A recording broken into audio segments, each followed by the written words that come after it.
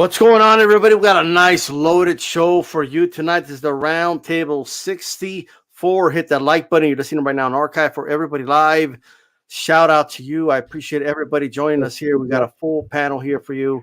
We got the one and only Amilcar from Master A Boxing. Make sure you subscribe to his channel. We got Joe Habib from Ringside Reporter here with us. Check out a show every Sunday. And Alex Doomsday Lane is on here. How's it going, brother? I hope everything's all good with you. We have Gabriel Montoya.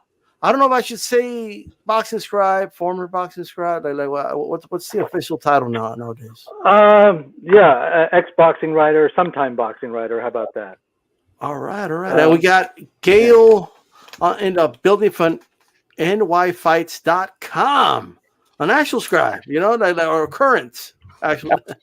Current. How's it going, everybody? Much to the dismay of many. Good. All right, we're going to go ahead and just dive in really quick to Gary Russell Jr. He's going to return against Mark Magsayo of the Philippines. Interesting fight. Gary's been out of the ring just shy of 2 years, ladies and gentlemen. Like 23 months, 3 weeks, and like 2 days or something like that.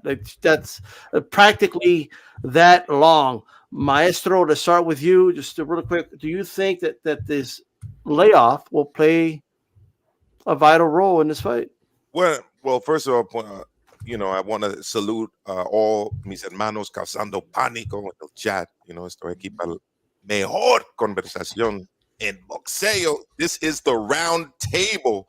All right, I want to salute everyone that's on the panel with us tonight. All right, super excited to have Gabriel Montoya join us, and of course, Alex Doomsday Lanes. And Gail, always a pleasure when we have the matriarch joining us and dropping those gems. So look, it comes down to this with Gary Russell Jr. I think that he's in tough this weekend. Anyone who's seen Mark Magsayo knows that this is a really tough opponent that he's facing. He's kind of settled in.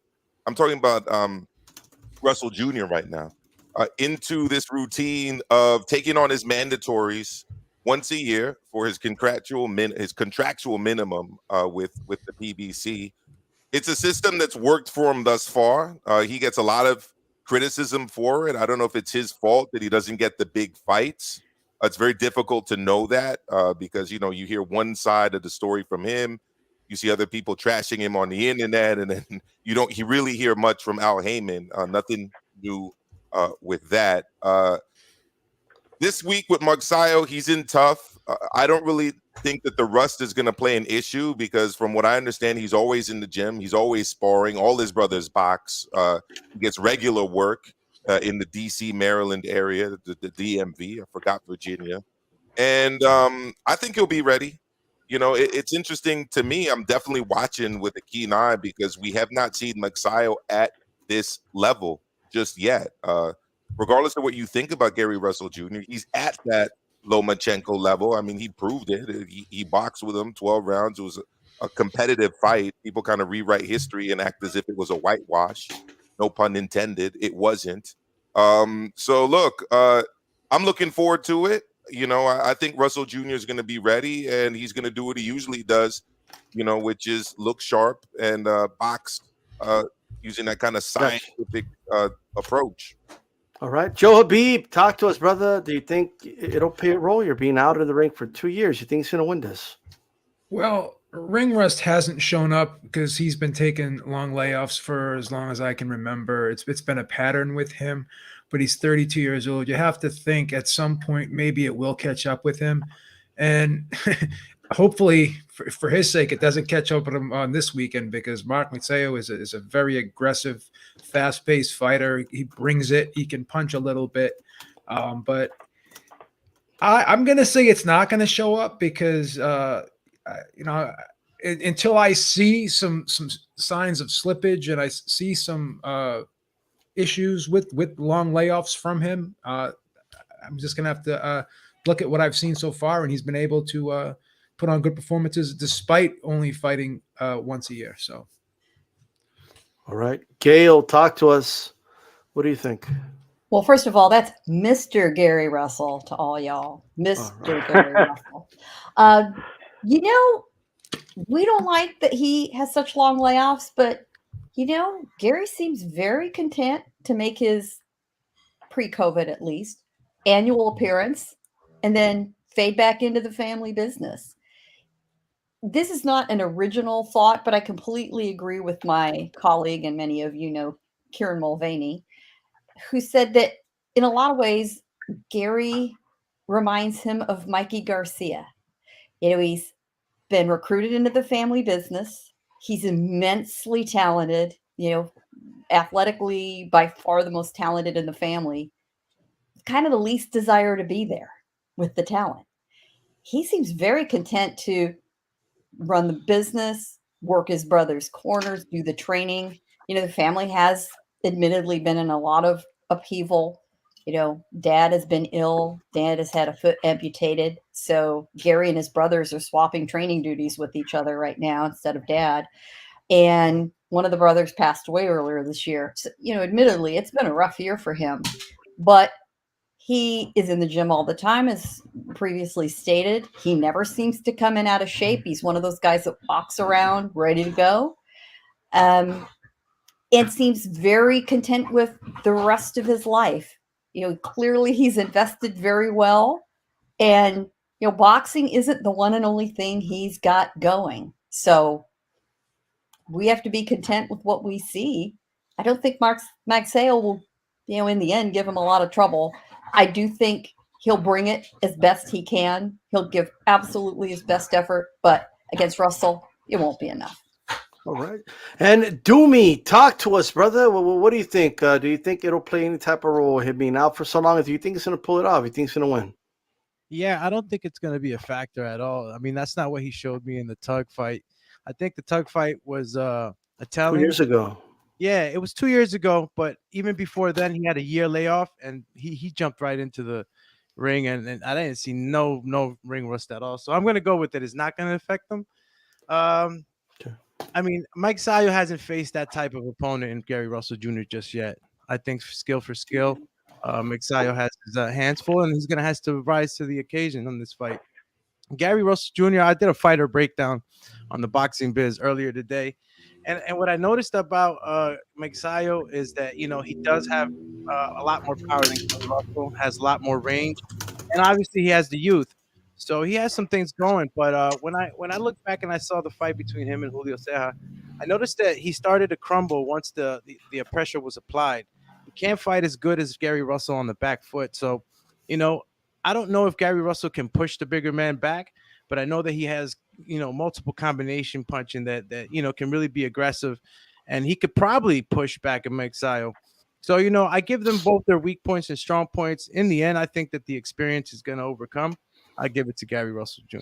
All right. And Gabriel Montoya, last but not least, he's been out of the ring 24 months. Will it play a factor in your opinion? I think absolutely it'll play a factor. I covered Gary live in his prospect days when he was fighting at like Club Nokia, early fight night club shows of Golden Boy. I thought he was the best young prospect I'd ever seen live. He just had fantastic balance. He's got all the punches. I kind of like that upright classic style, a little bit Sugar Ray Robinson. I know people say, slow your roll, because we've seen the career since. It's been kind of frustrating. He didn't quite rise to that level. Early on, he had some hand problems. I think he settled in as a pro. And obviously, he's about to make his sixth defense of his title. But I thought I saw a little more flat-footedness because of the layoff heading into his last fight against Tug. And I thought that he could be roughed up a little bit. He handled that fight and pretty much blanked the guy. But I thought there was moments where you could see if somebody else got physical with him, might be a problem. But we can't, forget that in his last fight against Julio Ceja, Magsayo got dropped in the 5th round, and Ceja was fighting for his first time at featherweight. He'd mainly been, I think, a career, bantam, and then moved up to super bantam. And this guy dropped him in the 5th round. And, we found out about Magsayo's character, and that he was able to come back and get a knockout of the year candidate stoppage, in the 10th round. I think Gary's in for a tough night. And considering that he said that he's facing an injury heading into this fight, added which he's been training himself. His father, who lost a foot due to diabetes several months ago, has been watching him virtually. But I think it sounds like a perfect storm, especially when you haven't made weight in a long time. And in COVID, it's harder to train and be on weight and be at your very best. I think the upset special here with Freddie Roach in the corner, Marvin Simodio in the corner, and kind of the momentum behind Magsayo. I'm taking the upset special. I'm thinking Magsayo pushes him physically, wears down Russell. He's the bigger guy, 5'6", 68-inch reach to, I believe, 5'4.5", and a 64-inch reach for Russell. I like Gary Russell a lot, but I think this is a bad fight for him. All right. You know what? I agree with you. I think, has Gary Russell been inactive a lot? Yes. But he's older than he's ever been, obviously. Okay. And this is a long layoff. 24 months is long when you're going to fight someone who's very, very active. It just is. And I think this will be probably a controversial decision, but I think he's going to outwork Gary Russell. And I'm actually picking him for the upset. So I think he's going to pull off the upset, probably in controversial fashion. But I just think it's going to be it's going to be one of those fights. People are going to argue quality versus quantity. All right, it is. But it's going to take Gary at least 4 rounds to get the rust off, in my opinion. I'll be very surprised if Gary Russell looks like how we're used to in the first few rounds. And he may kind of figure the guy out. Okay, he might figure Mark out in the later rounds, but it's going to be a little too late, in my opinion. And if he does win, it'll be in controversial fashion. I do believe that. So we'll look forward to that. Speaking of, inactivity, right? Now, me personally, I don't think we need to go back to the days where guys are fighting like every 2 weeks or something like that, right? I think dementia is a real thing. Pugilistic dementia, I think, that's a real thing, right? So I'm not necessarily saying that, but I don't want guys to fight every 2 years either, right? So at what point, what is a suitable amount of fights? What's a suitable amount of activity that a fighter can have, right, for modern day boxing, where it's not too much, but not too little, not inactive, but at the same time, maybe not going overboard with the amount of fights. Gail, what do you make of inactivity in boxing? What do you think is the right amount of activity a fighter should have every year? I don't look at it as the amount of fights. I look at it as the amount of rounds and what type of rounds. Are these tactical rounds? Are you a Dimitri Bivol? I mean, Bivol could fight 48 rounds a year. Yeah, because nobody ever touches him. Not that somebody would want to watch him for 48 rounds a year, but he could do it. Are you a banger? Are we going to see, Bradley Provodnikov? They shouldn't do that more than once every 2 years. That's a lot. So I would look at what's your style in the ring? How busy are you? What level are you at? Are you fighting 4, 6, 8, 10, 12? Big difference. You're fighting these, prospect fights, in single digits, scheduled for, and barely getting halfway through. Yeah, you can fight 6 times a year, and you should. You need to introduce yourself to the public. You get to the championship level, and you're really grinding through fights. You need to be a little more cautious. You have a long, long life, hopefully, after boxing is done. So I think you've got to look at it as, how much tread are you putting on the tires? All right. Gabriel, same question to you, brother. That was well put, Gail. I think, it kind of depends on what you want out of your career. I think Mikey Garcia is a great comparison or a great analog to Gary Russell Jr. in that it's guys that decided this is a business, and this amount of risk, this amount of activity for this amount of money works for me, so I could take it and do whatever it is I'm doing, buying property or whatever, and kind of building up my wealth in some other way and not taking punches to the face. I think it depends on also how many amateur fights did you have? How good are your skills? How much do you need to hone them when you turn pro? Lomachenko, I think, has changed the model for guys. I had 300 plus amateur fights. I don't need that many miles on me when I turn pro. I'm a genius at fighting, so I'm going to just go for it pretty early on. Not every career is going to be the same. I think if anything that we need, it's always going to be hard to force people. You can't force people to fight. So we're going to run into this now that there's so much money involved in the game that guys can make, $600 or $600,000 and not fight for a while, and they're fine with that. The game may be changed forever. What's never going to change is that guy like Canelo, who's like sets an aggressive schedule for himself, sets a bar, and wants to overachieve, all while learning also how to golf at a really high level. Those guys don't grow on trees, so you just kind of enjoy them when you got them. I think the thing that does need to be litigated is how long somebody fights, and that we've got to get stricter, testing across the board. Every commissioner needs to read Damage by Tris Dixon, mandatory, and understand it and have a working knowledge of what they're dealing with, what they're overseeing with, when they're giving people licenses and such. Margaret Goodman once said to me, if they're passing the test, they might be taking the wrong test in terms of, cognitive tests for a boxing license. So there you go. All right. I was there on the side of safety, but fortune favors the bold. So if you want to be a star, you're probably going to have to fight a lot in a fashion that brings the people in. Do me. Yeah. Activated.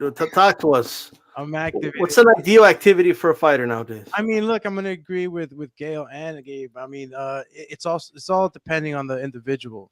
If you've taken a lot of punishment, and look, you have 8 weeks to train, right?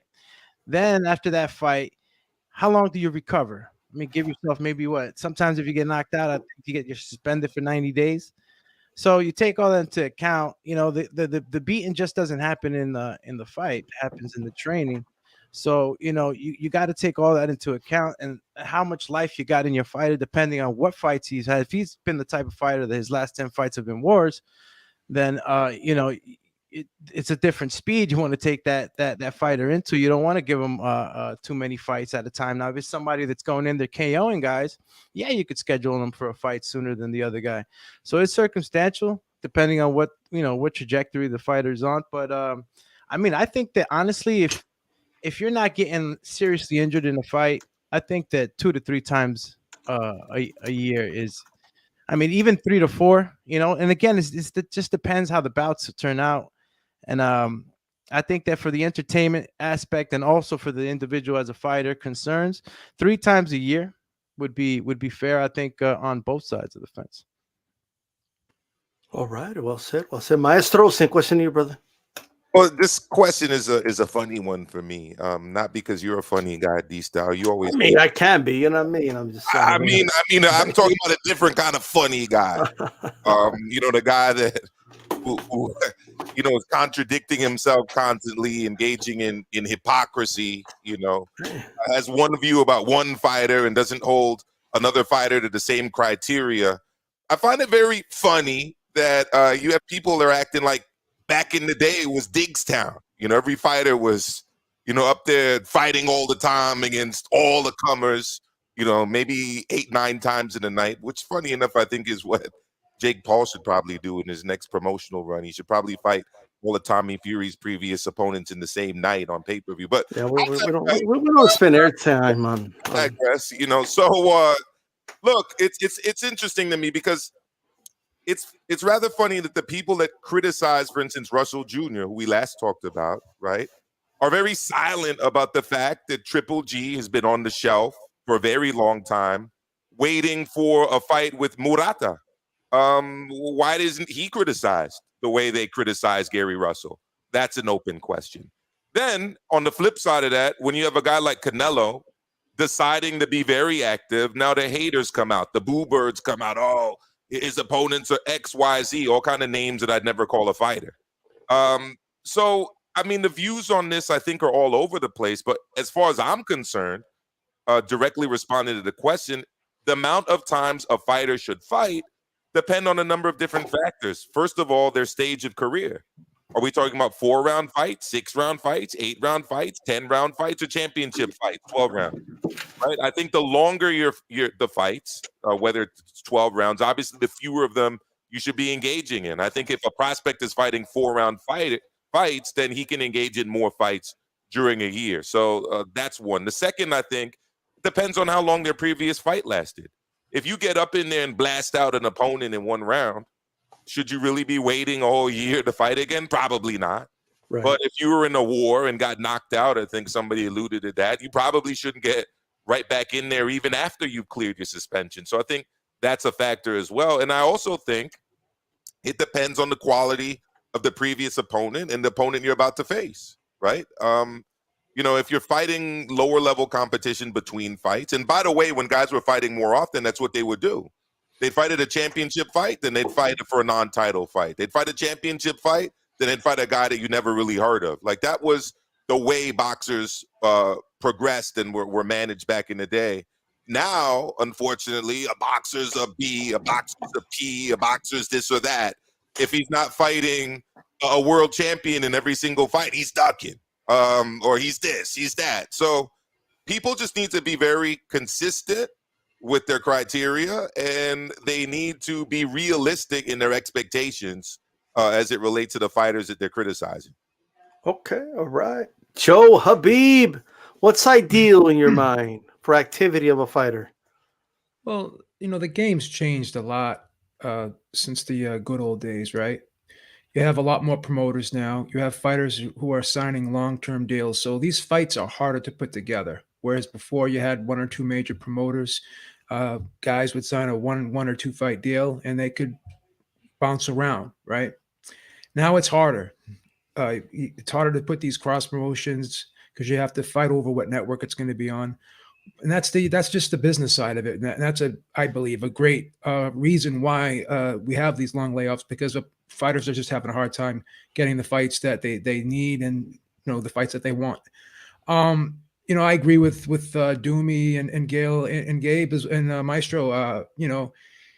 These fights take a lot out of the fighters as they move up in opposition. And it's not just the fight itself, it's the training camp. So if you're saying this guy should fight 3 times a year, then you're also saying he's got to go through 3 training camps, which is, 6 months of training, so that's a lot of work. It's a lot of wear and tear on the body. You remember when we interviewed Mickey Ward back on Rope-a-Dope Radio, the question I asked him is, what's the one thing you regret, if anything, in your career? And he said, just taking too many tough fights in a row, because it really took a lot of years off my career. So, as the level of opposition increases, obviously you can't fight as much. If you're not taking a ton of punishment, then I think, at least 2 fights a year would be great. It's not always feasible, but for me, I would love to see fighters fight at least 2 fights a year. Me, I think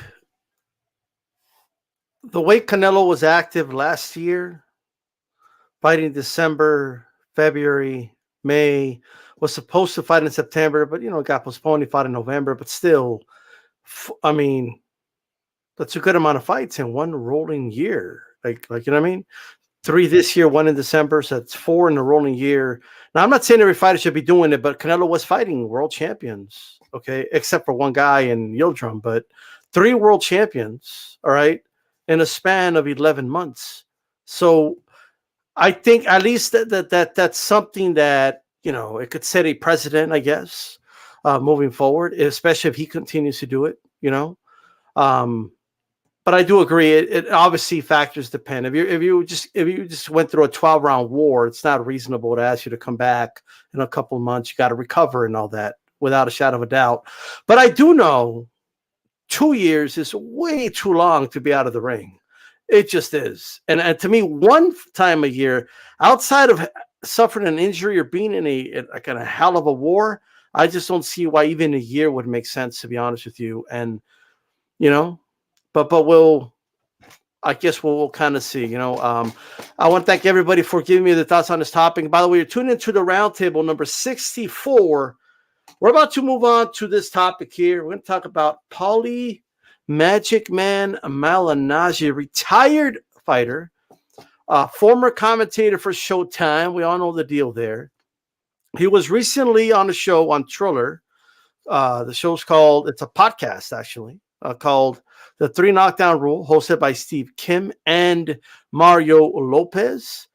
This is a show that Triller took down, okay? This is the same network, by the way, that had almost 60-year-old Evander Holyfield in the ring. Okay, but this was too much for them. Okay, it's not like this is the same network, by the way. This is the same app or whatever you want to call them. I don't even know what to call them really, but it's the same entity that had a washed-up Frank Mir box a guy that just challenged Joshua for the title last year, and everybody's wondering, like, he almost killed him in the ring, and people are like, "Oh, well, how did that happen? What do you mean?" But anyway, Gabe, we're going to start with you, brother. Talk to us. Were you able to hear? Some of that interview with Paulie Malignaggi. What's your opinion? What's your honest take about it all? I was able to hear the whole thing actually today. I found a copy somebody had put up on a subreddit, and it took it in pieces. I think Paulie's wrong from the jump. He opens with it's his opinion. So I mean, it's his opinion, but your opinion could still be based on lies and misinformation. He kind of keeps, and he also contradicts himself because he keeps saying, "I know, my experience. I haven't, He keeps making himself the victim. I've experienced racism, but I know my experience isn't everybody's." But then he continues to kind of make Black people's experience. He keeps comparing it to the Italian American experience in America. And there's a fundamental difference between Italian American immigrants, and yes, they were lynched. Yes, there was hate crimes involving Italian Americans, but they came here of their own volition. Whereas Black Americans got here in 1619 when the slave trade began. They were here long before this was the United States. That's just a fact. So you can't really compare the two. But Paulie said, well, my people have been redlined, and it's like, well, but here's the difference. After World War II, in which like 1.5 million Italians served and 1.3 million Blacks served, when they all came back, one group, the Italians, were able to get the GI Bill. The greatest economic growth in this country, or one of the greatest periods, is the post-World War II era. The reason of that is because of the GI Bill helped pay for people's college, helped people get loans for homes, and the country exploded. Who was actually legislated out of that in order to get the southern states to sign on was Blacks. They couldn't get any of the benefits from the GI Bill. So when we talk about like reparations, Black people were still paying taxes, and they were funding these programs, and white people were benefiting that generationally, getting houses that they pass on to their kids, getting college educations and moving upwardly mobile, while Black people were stuck with blue collar jobs and were dealing with Jim Crow laws. We're just fighting to be able to vote, which they wouldn't get till 1965. So what Paulie says in my lifetime in that interview, that there's no such thing as racial oppression. He's born in 1977. If you look at prison population growth from 1980 to the present, it goes like this, and then it sharply goes up from 1980. And when you break down the racial disparities in the prison population, where Black people are like 13% of the US population, but nearly half of the prison population in many states, and I don't want to get lost in the weeds of the statistics, but if I can provide them at some point on Twitter. If somebody wants to hit me at Gabriel_Twitter and wants receipts, I'll be available from now until I'm dead. You'll see that Black people are more prone to being stopped by the police. The school-to-prison pipeline is a phrase for a reason. And that slavery has never really left us. In 1980, the prison population was 330,000. Today, it's over like 1.5 million. So Paulie's ignorance is not an excuse. It's just a reason for what comes out of his mouth. And I just think, also you asked me how I describe myself. I'm an ex-boxing writer. I did nearly 600 episodes of the Next Round podcast and webcast with Steve Kim. I worked with him for 9 years, longer than anybody professionally has, including Doug Fisher. I took over Doug's job at Max Boxing. I started out as a co-host on the webcast, and then when we became a live cast on Blog Talk, I became the producer and co-host of the show. And I ended the show in 2018 when I just couldn't stand idly by, put Steve on the air and see the things that he was tweeting about the death of Stephon Clark, and just other things. We had just grown apart. I've never said that publicly, but that's why I ended the show. There was other reasons around it, maybe some straws that broke the camel's back. But the bottom line was that we'd had conversations, and I was tired of putting a racist on the air or somebody that kept saying racist things. How about we'll say that? Everybody's entitled to their opinions, and I could go deep on why I think Steve thinks the way he does. I think with Paulie and Steve, and I'll just wrap it up here, they're first generation immigrants. And there's a lot of kind of nationalism wrapped in patriotism that first generation folks have to do. It's why the numbers in World War II, why Italians and blacks and Mexicans enlisted and served in such great numbers, because service to country equaled citizenship in their eyes and their hopes. So yeah, I mean, we can go on, I'm sure, around another round, but I'll pass the torch to somebody else. D-Style's muted, but I think I'll go next. Oh, yeah, you're next. You are next. Yeah, you're catching on. You got it. But yeah, you're next, brother. Yes. I mean, look, guys and ladies, I didn't hear what exactly, that whole, podcast, or was it a podcast? He was on Mario Lopez's podcast. Am I correct? Yes. Sometimes I know I heard some clips. I didn't know the entirety of the conversation. I know that there were some things said that, definitely made Paulie, they put him in a dark shade, so to speak, of what, might be going through his mind. For me, I honestly, not that I don't agree that what he was saying is wrong, but I think Paulie within himself was not conveying what he was trying to convey. And I think that his concern was the kid that got stabbed, I think, in New York, Geary. He passed away. And I think that he was trying to bring attention to that, and he did it the wrong way. When you start to mention, when we talk about George Floyd, that was such a pivotal moment, in our American culture, especially in the African American, Black American culture, because, and I think it went beyond that. It touched every race in the country to see,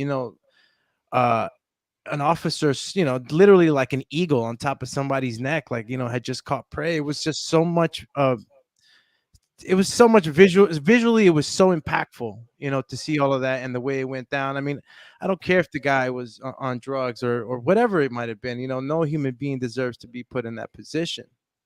And that's something that I think Paulie failed to really convey to whoever he was trying to reach out to, or whatever comparison he was trying to make. He did a terrible job in conveying it. But, I kind of had the opportunity to talk to Paulie lately, and be around him. And, I can't say I put Paulie in the light of being somebody that comes off in any way racist or anything like that. I mean, if you really think about where he grew up and who he's been around and training partners and everything else in between, you really get to know Paulie. The people that know him kind of just are looking at him like, oh, man, you did a terrible job of conveying anything you were trying to convey. Because what happens is that, how it is, the vultures are waiting to chop you up.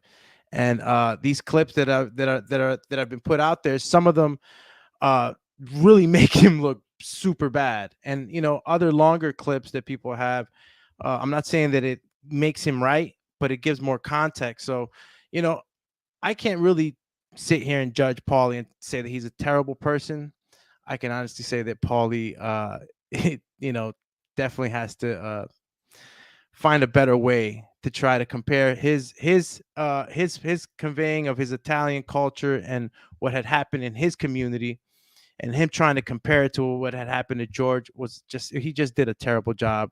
And knowing Paulie a little bit and getting to be around him as of late, I know that he definitely wanted to bring attention to that kid who passed away in Brooklyn, who got stabbed.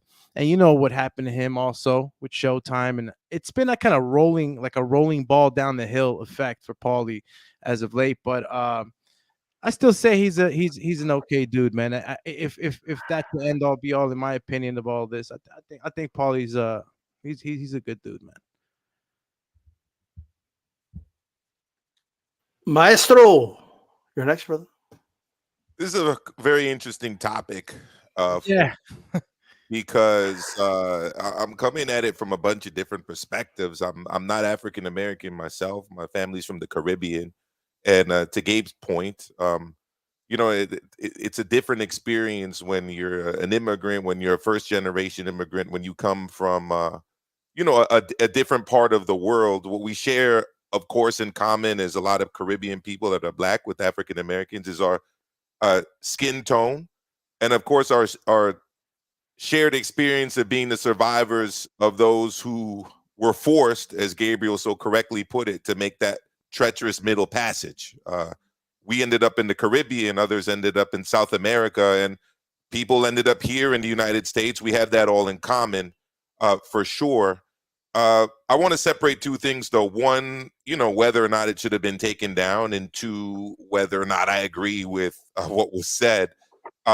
I'm a very big proponent of free speech. I think the best way to combat speech that you don't like is not to shut it down, but to do what Gabriel just did at the beginning of this conversation, which is to counter it with salient points, with logic, and with a very good argument. So that's number one. I think that it should be up there. I think that it should be out there. I think that people should be able to listen to it, think about it, comment on it, and if need be, provide salient rebuttals to it. So that's my first point. My second point is that I obviously disagree with a lot of what was said by Paulie. But funny enough, that wasn't what disappointed me the most in the conversation. I've said this before about Paulie's views. Paulie, from what I gathered, does not like to just be lumped in with what many people on this side of the world consider white, consider American, which is the white Anglo-Saxon Protestant. He is the son of immigrants. He's the son of Italian immigrants. He's the son of Southern Italian immigrants, being from Sicily. And he's someone who, as Gabe has pointed out, comes from a community that has faced discrimination and various challenges. My problem, though, is that I do not really like it when people speak about their issues and their realities and their discrimination against their groups by bringing up other groups. You don't need to do that. You should never do that. A Black person shouldn't speak about how they're worse off than Native Americans and vice versa with Chinese immigrants and vice versa with Look, present what your community has been through, and don't use another community's experience to belittle what that community's gone through vis-a-vis your community. It happened earlier this week on Sucker Punch with Joe Habib. We were talking about Terrence Crawford, and somebody said, well, the Blacks need to stop complaining. You don't see Mexicans complaining. And Paulie's kind of taking on the argument of, I don't know why Black people are complaining. Italians have been through a lot. Like, they just need to shut up. I've been through a lot of discrimination growing up here in New York City. Italians face, great. Speak about that experience. Speak about the experience that your community has been through without bringing up another community's experience. If you want to talk about discrimination against Italians, fine. But don't bring up what's happened to African Americans or Mexican Americans or Native Americans or Chinese Americans or whatever other group. Stick to talking about what you know about. Because what became very evident in that interview is that you know very little about the African American experience and about the Black experience. Marxism. And Marxism, absolutely. Speaking of which, I got Fidel on the shirt tonight. So there's so many things that could be disputed. I mean, he's conflating Lenin with Stalin, who were two different people. I mean, you have people who adore Lenin who absolutely despise Stalin because of the distorted view that he presented of Marxist-Leninism to the world. Not to mention Stalin's greatest critics, and for my Mexican brothers and sisters, they'll know this, are Trotskyists. Are people that follow the works of Leon Trotsky. Don't believe me? Visit the Leon Trotsky Museum in Coyoacán, Distrito Federal, Mexico, okay? Where Stalin sent assassins to assassinate Leon Trotsky, who, by the way, was a very good friend of Frida Kahlo. and Mexican artists and intellectuals of the time. He was assassinated by Stalin. So let's not conflate the Marxist, Leninist, communist progressives of that time and just then use it to make some weird analogies with Black Lives Matter that I'm not quite understanding. But this is the part that upset me the most. And it was the fact, and my brother Kenny T, who I do the show with, Mano a Mano Live, 8 p.m. Eastern, Maestro de Boxing, he's sitting there in his apartment here in New York City. You can hear I'm in New York City, the city that never sleeps, with the sirens behind me. His problem was with the lack of challenging of the "he was a crackhead" statement and almost the implicit extension of that statement, which was that I guess that's why he kind of deserved to die. You know, it wasn't all the officer's fault. It was the crackhead. And it was almost as if it was interpreted as like kind of a joke. I mean, this isn't something to chuckle at or smile at, or it's something that maybe it was an awkward situation. I don't know. But if somebody is calling a dead black man and speaking about his death and referring to him as a crackhead and making excuses for the police. And by the way, the fact that one of the police officers was black does not mean that there wasn't racial bias. The fact that one of them was Asian does not discount the fact that there was racial bias. Black officers and Hispanic officers that are that are people of color, the ones that are people of color. I was speaking about this with D-Style. I mean, some of the most savage border officials are our own people. They live in a world of systemic racism where they have to prove themselves as non-biased, as authoritarian, as I'm going to American. The laws. This is right. So, I mean, the interview was all over the place. But what I found very disappointing and dare I say disheartening was there was no challenge to him referring to George Floyd, as a quote unquote crackhead. And the reaction was actually, it was almost like, I don't know. Are we joking around here? Was that a joke? Gabe, It wasn't good. Yeah. I see you. I see you in the counter here. No, I'm just thinking of the quote because I transcribed it. He was like, George Floyd didn't happen because he was black. George Floyd happened for a lot of reasons. 1, he was high. 2, Derek Chauvin is not a nice guy. And then 3 was basically that he didn't comply. And that's when he did the rant about complying and they laughed.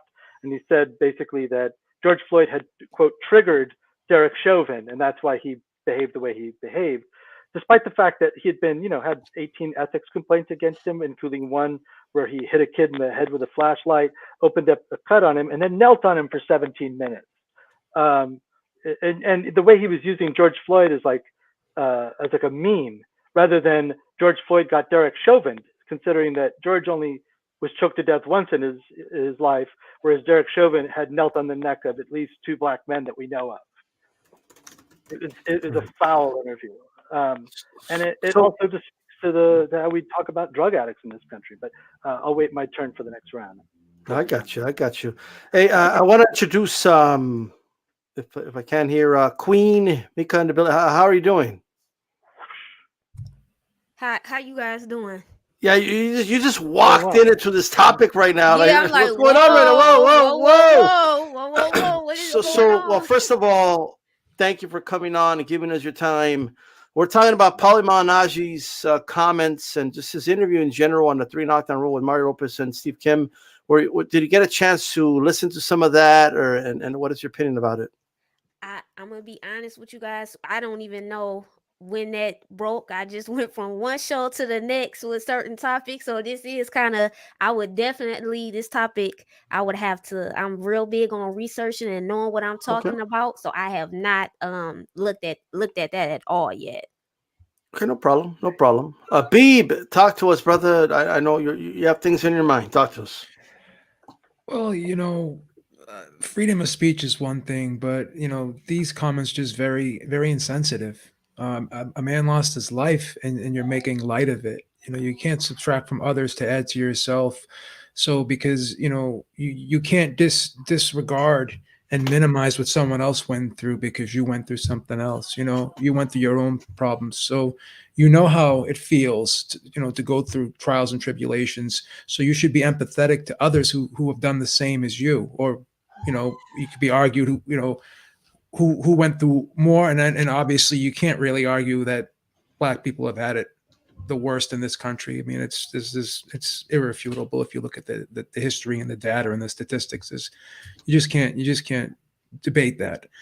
But it was very discouraging, and it was very disheartening to hear them, Paulie Malignaggi just insult the guy and degrade the guy and minimize the person. I mean, he's a human being. He lost his life, so he's not lesser than because he had problems in his life. His life is not worth less than anyone else's because he had issues. And I just felt as though he was minimizing a human life, right?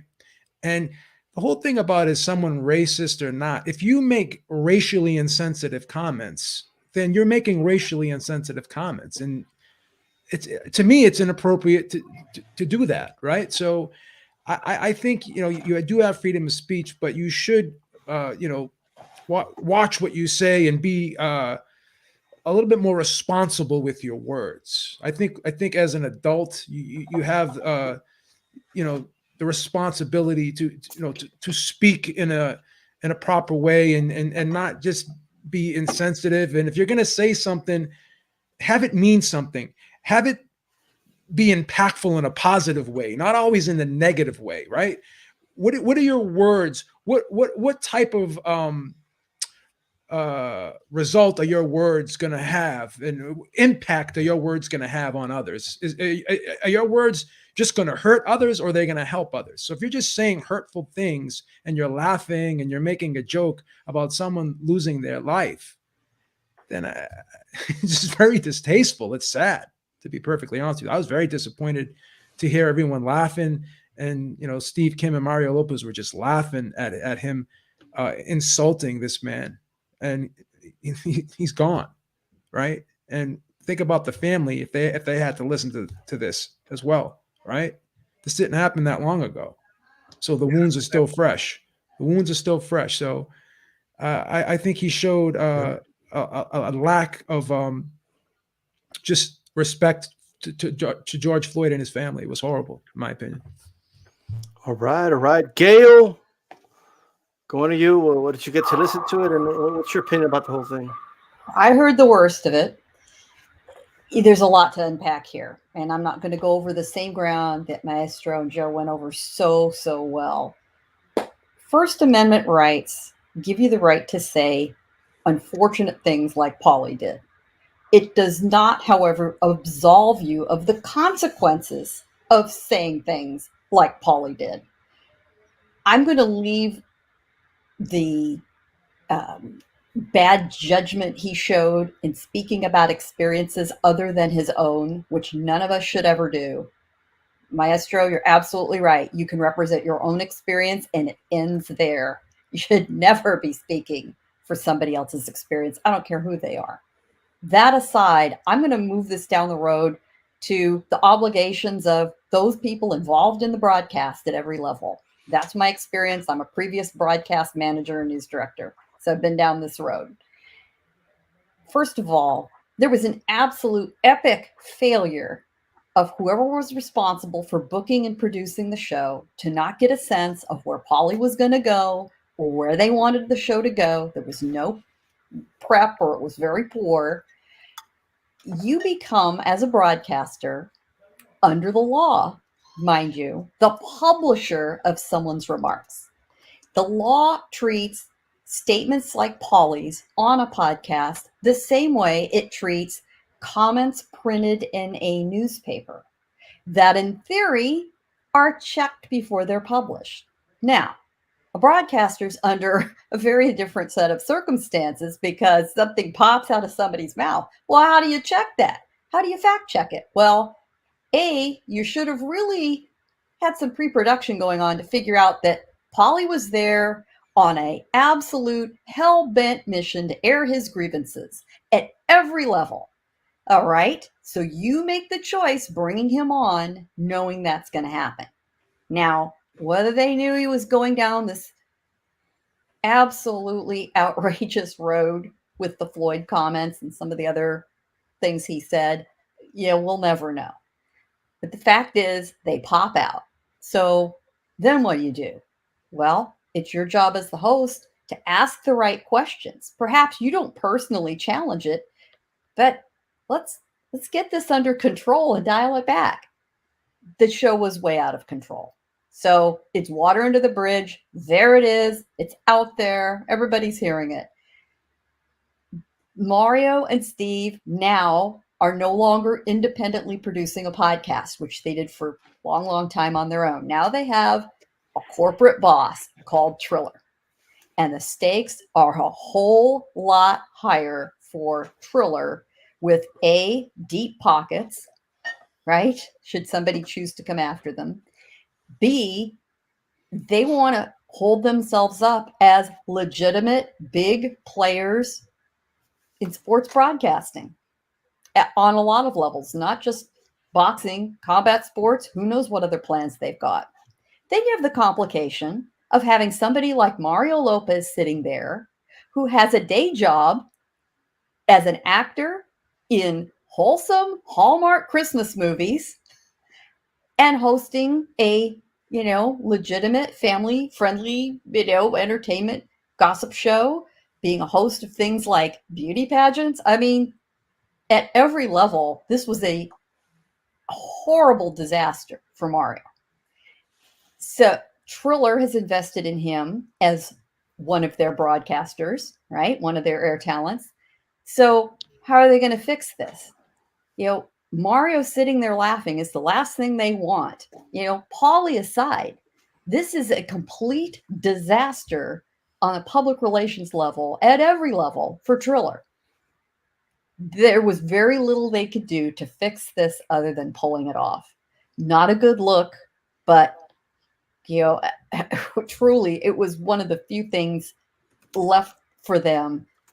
The truth is, as we all know, once it's out there on the internet, it's never gone. But at least Triller was not going to be responsible anymore for distributing those comments that, really should never gotten on the air in the first place. I hope that there are a lot of people who've learned a lesson from this. Well said. Look, here's what I want to say. A couple of things.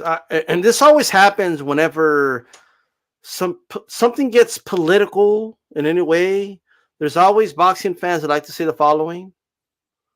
Hey, are we going to talk boxing or what, right? Hey, what?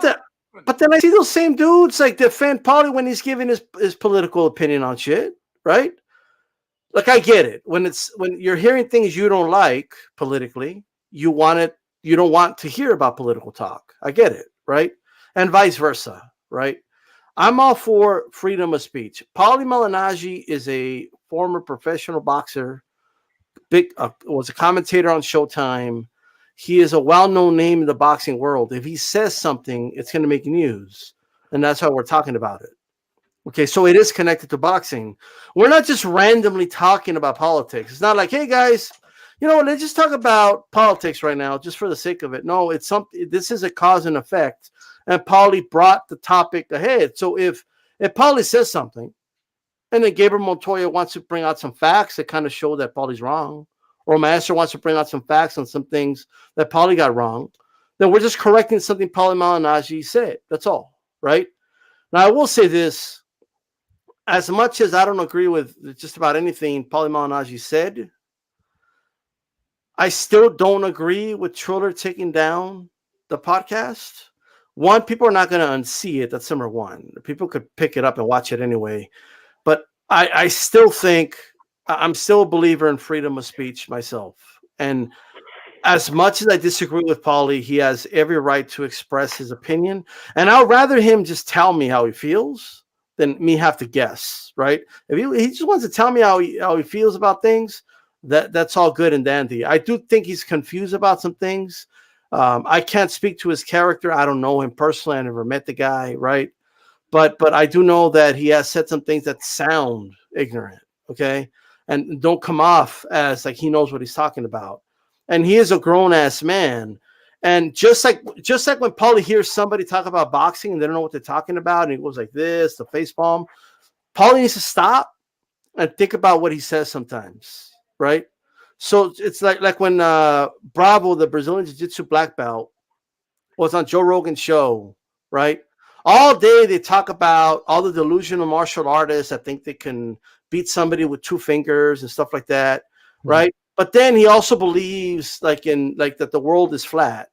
And Rogan told him, you sound like those guys. Like, you know how you know what you're talking about when it comes to Brazilian Jiu-Jitsu, that then you question the scientists? That's how you sound, you know? But I'm going to go to Gabriel, and then if you want to follow up, Maestro, then we're going to move on. And if anybody wants to chime in, but go ahead, Gabriel. It just kind of to what Paulie said initially, that it didn't happen because George Floyd was black. That there was another pundit that I saw said the same thing, that it wasn't racially motivated. And but then the first thing Paulie said was the number one reason was that George Floyd was high. And how we've criminalized, drug addicts in this country as, rather like we haven't treated it as a healthcare problem. We've treated, unless it's the opioid crisis and it's a majority white people, when it's black people, we treat them like there's something, morally wrong with them. But it made me think of this quote from the Nixon administration. Now, the drug war has a very long history in the country. I think the first drug laws were to criminalize marijuana and targeting Mexicans. But I could be wrong because it also might be the anti-opium laws that targeted the Chinese American community. But in the 1920s, after Prohibition, a man named Harry Anslinger took over the Office of Prohibition, and it became what is now known as the DEA, the Drug Enforcement Agency. And he vilified people like Billie Holiday. I would recommend the book Chasing the Scream by Johanni Hari to go deep on it. There's also a movie about him versus Billie Holiday. But in the modern times, Reagan ramped it up, but before that, Richard Nixon. And years later, in an interview, the domestic policy advisor for Richard Nixon would say, on record, and this is a quote that Paulie's thing made me think of, the Nixon campaign in 1968 and the Nixon White House after that had 2 enemies, the anti-war left and black people. You understand what I'm saying? We knew we couldn't make it illegal to be either against the war or black, but by getting the public to associate the hippies with marijuana and blacks with heroin, and then criminalizing both heavily, we could disrupt those communities. We could arrest their leaders, raid their homes, break up their meetings, and vilify them night after night on the evening news. That was Nixon's domestic policy advisor, and then they, ramped up the war on drugs. So what Paulie says, and you look at, 1980 to now, how much that prison population grows, that it wasn't because George Floyd was black. I would say look at the history of policing, which goes back to slave patrols, and think of that as not just a stop, but like a public lynching. Maybe he didn't stop him because he was black, but he felt like he could execute him in public with witnesses because he was black, because of the history of this country in relation to black people and policing. So I just suggest Paulie read a little bit more and actually go deep on the subjects that he wants to know about. Maybe start with the 1619 Project. I just had one quick question, because this is a very heavy topic that I kind of got myself into when I came here. Sorry. So what? Because I was just trying to look it up. For some reason, my internet is causing me problems with. So what specifically did Paulie say? I want to make what did he say about the George Floyd? Because I want to make sure I got the right material. He said it's around like 39 minutes of the episode that I put into the chat. There's a link there. George Floyd didn't happen because he was black. George Floyd happened because of a lot of circumstances, okay? George Floyd was high, 1. Number 2, Derek Chauvin wasn't a nice person. And 3, George Floyd wasn't, and I'm paraphrasing, wasn't exactly cooperative was the quote. And then he went on to say that Derek Chauvin was triggered by George Floyd's lack of compliance. He argued that it wasn't race-based because there was an Asian, black, and white cop standing there letting this happen. He also add that, Gabe? But yes, please. I also want to add the fact that he was joking around when he was talking about the rough handling of George Floyd. It's Yeah. and that elicited kind of chuckles. Now somebody in the chat was like, "Oh well, they weren't laughing at the man's death; they were laughing at Paulie joking around about the fact that the cop didn't have all the day or all the time in the day to do this business. So what now? A guy's being he said that they have to go do the paperwork. Yeah, it's a lot of paperwork. So now a drug addict's being uncooperative, and because a policeman's got some shit to do later in the day, we're just gonna kill him because this is taking too long. Let's make a joke about that. That's not funny. It's not being a black woman. I didn't want to go down that road. I'm not going to go down that road with this. This is a very heavy subject. Being a black woman, all I'm going to say right now at this point, that's very disgraceful. That's horrible. It's unacceptable. And I'm going to just leave it at that. Those who know what that was. We have been fighting for justice, okay, to be able to live, to do things a certain way, and I cannot go play, like I said, just completely disgraceful, and I'm gonna leave it alone. I will have to watch it. Like I said, I'm big on research. I do not like saying certain things until I know for sure. And here's the last thing I want to say about this, Diesel, the very last thing, and it's about people who complain about us touching upon these political issues. Boxing's political. Boxing in the very business model that it subscribes to is political. It's a worker capitalist situation. It's a situation where the majority of the men and women that apply their trade, a trade that we all find entertaining, are very exploited by the people that pay them. That's number one. Number two, there's rampant racial bias and racism in boxing, and whether or not people want to say to Terrence Crawford that he's tripping. Like, why are you bringing this up? This is low-hanging fruit. No, it's not. It's not low-hanging fruit. There's a reality to this, and people like D-Style, people like Joe Habib, people like Gail, people like Gabe should be talking about it if they know about it. And we have a responsibility to do that. And I have a responsibility, quite frankly, to stand up for Terrence Crawford and what he's fighting for right now. I absolutely do. And the difference, though, I'm going to keep it real, between Paulie and Bob Arum is that Paulie, he started off the interview talking about his background.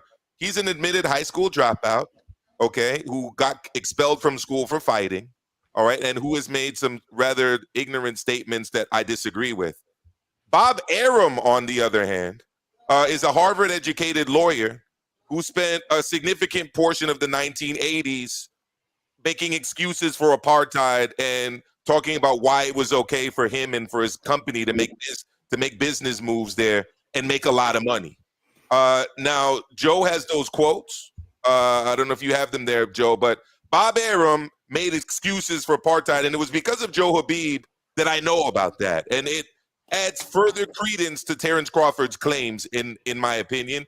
And we have a responsibility to talk about these things if we know about them, and we do know about them, which is why we're talking about them. There you go.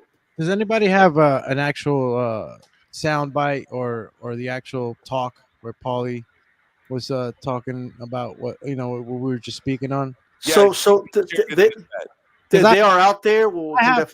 I have. Yeah, we could get those, but let's go ahead and proceed here.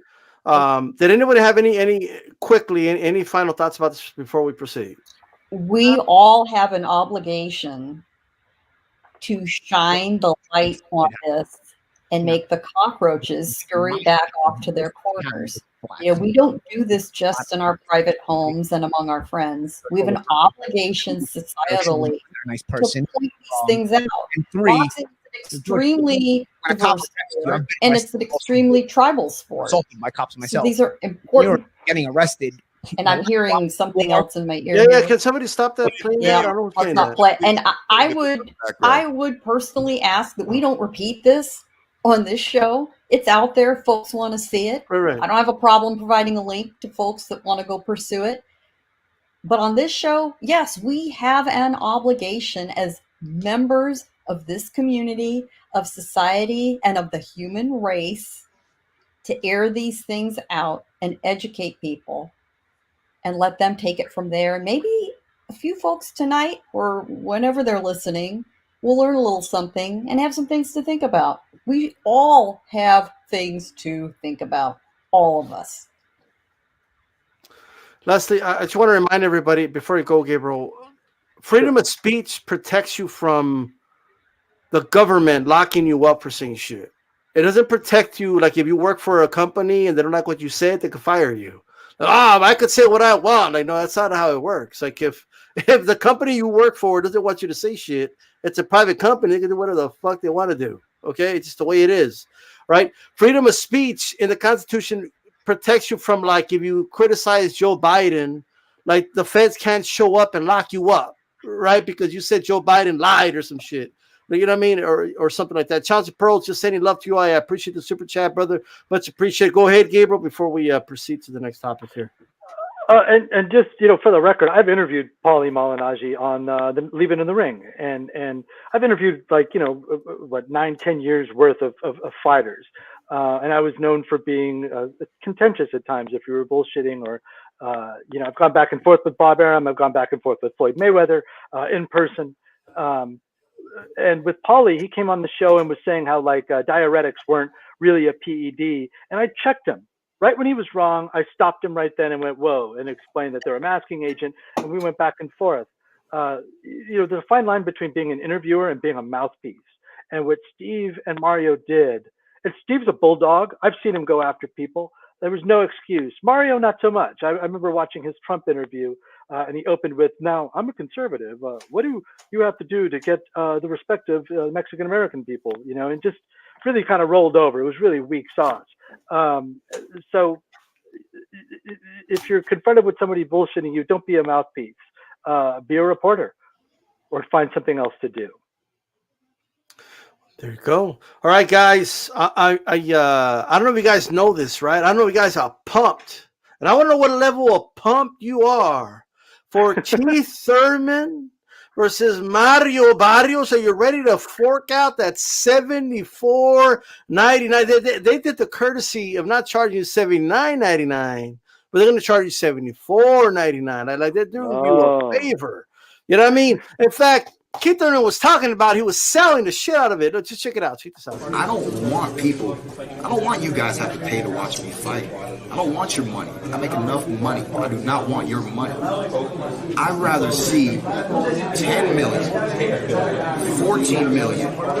I'd rather get 20 million viewers on a network like CBS than to take the fans and entice them to pay for my fight. No, that was a wrong interview. Wait, what was that? D, when was that from? That was back when he was going to fight Garcia on CBS and all that. So it was a while back. That's when they were promoting. Remember the T-shirts, hashtag free boxing for everybody? Remember that? PBC was pushing free fights for everybody. Pay-per-view's dead, just like the Zone did. The Zone's going to go to pay-per-view too soon, by the way. I don't care what anybody says. All right? But free TV for all. But now, now they're selling us Mario Barrios, and all that good stuff. Queen Mika, if you don't mind, give us your thoughts on this fight.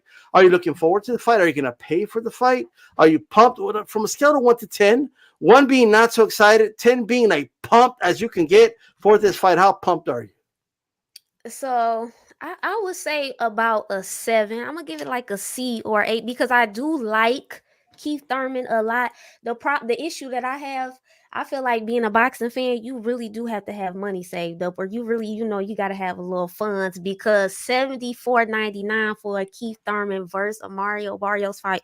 Ooh, that's like first of the month too. Listen, that's like February. When is that? That's the first week of February. So that's a lot of money for the queen to be spending right now, okay, for her funds. But I am a boxing fan, so I am going to support. I'm not going to lie. I am definitely going to watch the fight. I have always been a big Keith Thurman fan. Things that stand out to me, especially with Keith Thurman, is his quickness, his power, the way he's able to move in and out very well. And Mario Barrios, I like certain things that I saw from him even in the Tank fight. That's a step up. So we get to see certain things from him. So I'm definitely still looking forward to it. but I'm not gonna lie, it's a little pricey for that. It's a little pricey. All right, Maestro. You got to give me a scale, bro. I know you're pumped. I mean, Maestro called me yesterday, bro. I'm so excited about this fight. I can't wait. Like, you know what I mean? Like, so got to tell you, I know you're excited about this fight. First of all, I was just joking with my brother Kenny T, my brother from Mano Live, that I used to call him Kenny One Time T. Because I thought there was a little resemblance between Kenny and Keith Thurman. So I'm joking around with my bro in the chat. But to the point at hand, honestly, I got to give credit to my man Keith Thurman.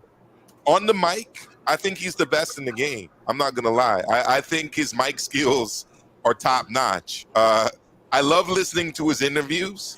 I love his self-confidence. I honestly appreciate the way he breaks down fights. I think he's very good at it.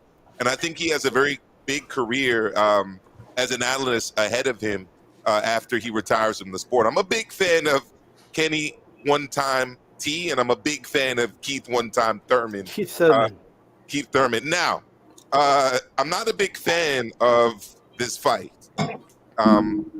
Keith One Time Thurman, who at one time was one of the top welterweights in the world at one time. That's been some time, and he's no longer that. However, I don't really think that this is a competitive fight. I mean, he's taking on a guy who in his last fight was stopped by a guy that just went 12 competitive rounds against Isaac Pitbull Cruz, a guy that's about 5'4", and wasn't expected to do very much against Tank Davis. So he's taking on the leftovers of a guy at lightweight who, by all accounts, at this point, ain't a champ in any division, isn't a champ at lightweight, and I don't have Tank Davis really in my top 3 at 135 right now. Keith Thurman's taking on that dude's leftovers, and now we're being charged $75 to watch. $74.99. Okay. My wife asked me to go out for dinner a lot. You know, sometimes I'm hesitant to do it because of the exorbitant cost of dining out in New York City.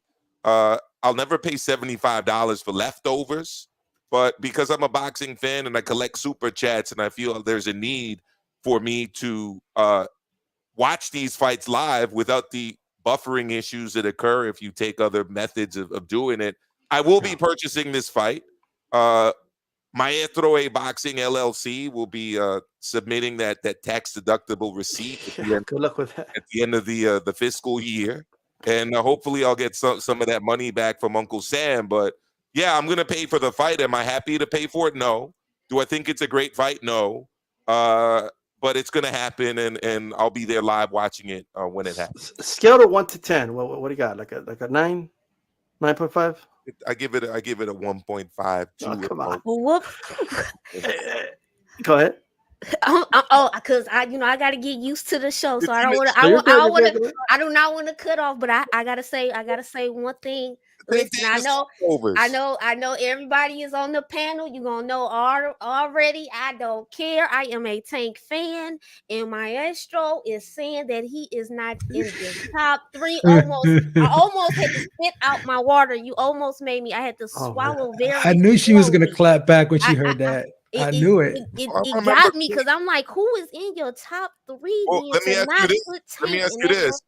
His only 2 fights at lightweight have been against the way past it Gamboa on a bad Achilles. He's never fought anybody good. He's never fought anybody good. His second fight, I'm not gonna go there with y'all tonight. Was against Isaac Pitbull Cruz. I'm sorry, like you beating a 40. Well, we're diving to like a different world right now, but but with that said, Alex Doomsday, I know you think Tank's a big pay-per-view star, you know what I mean? Like, you know, you're like 250 and above. I don't know you still believe that, but you could say that's not true anymore, you know what I mean? I'm just saying, you know what I mean? But Doomy, why is PBC hell bent like and what's your excitement level for this fight?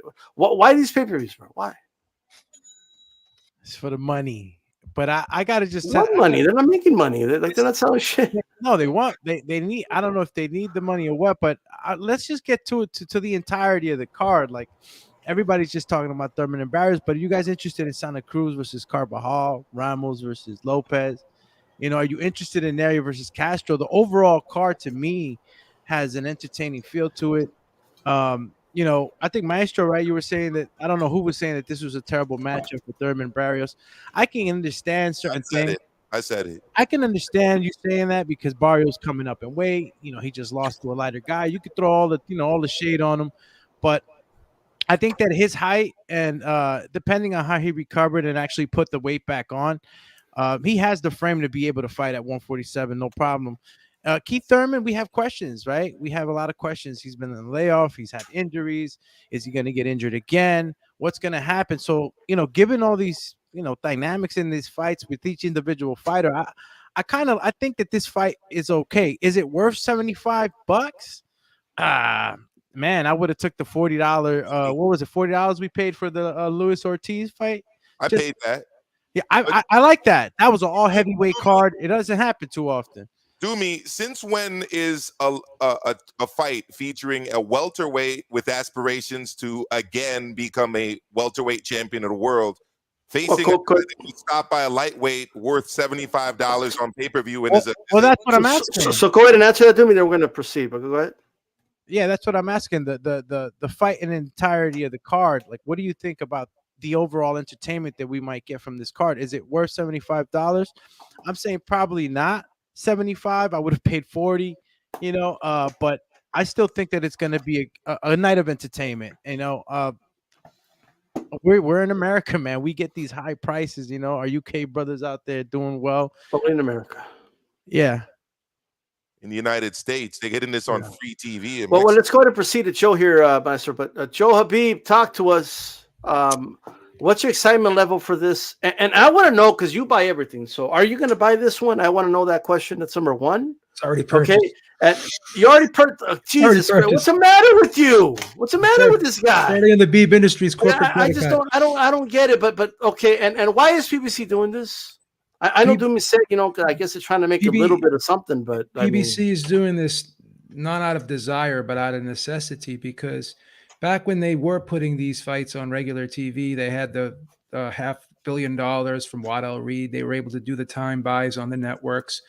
And now the money, I'm assuming, ran out, and the networks are no longer allowing them to do that.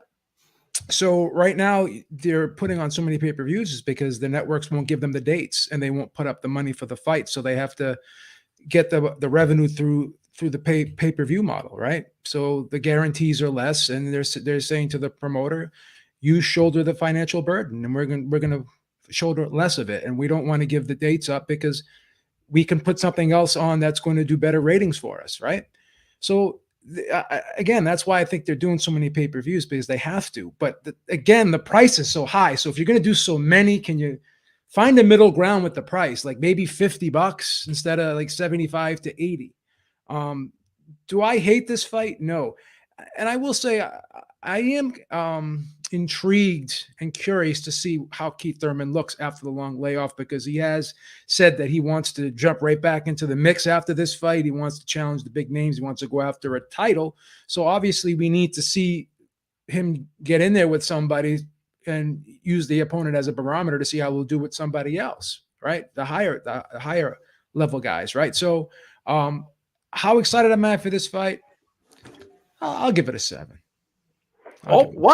What's the matter with this guy? The guy's been off for a while. Guys like Joe Habib enable this behavior. I support the fighters. You are an enabler, is what you are. I support the fighters. Like, you're enabling them to give us these crap ass fights, bro. Okay, but hey, Gail, talk to us. What's your excitement level at, and why is PBC, in your opinion, doing this?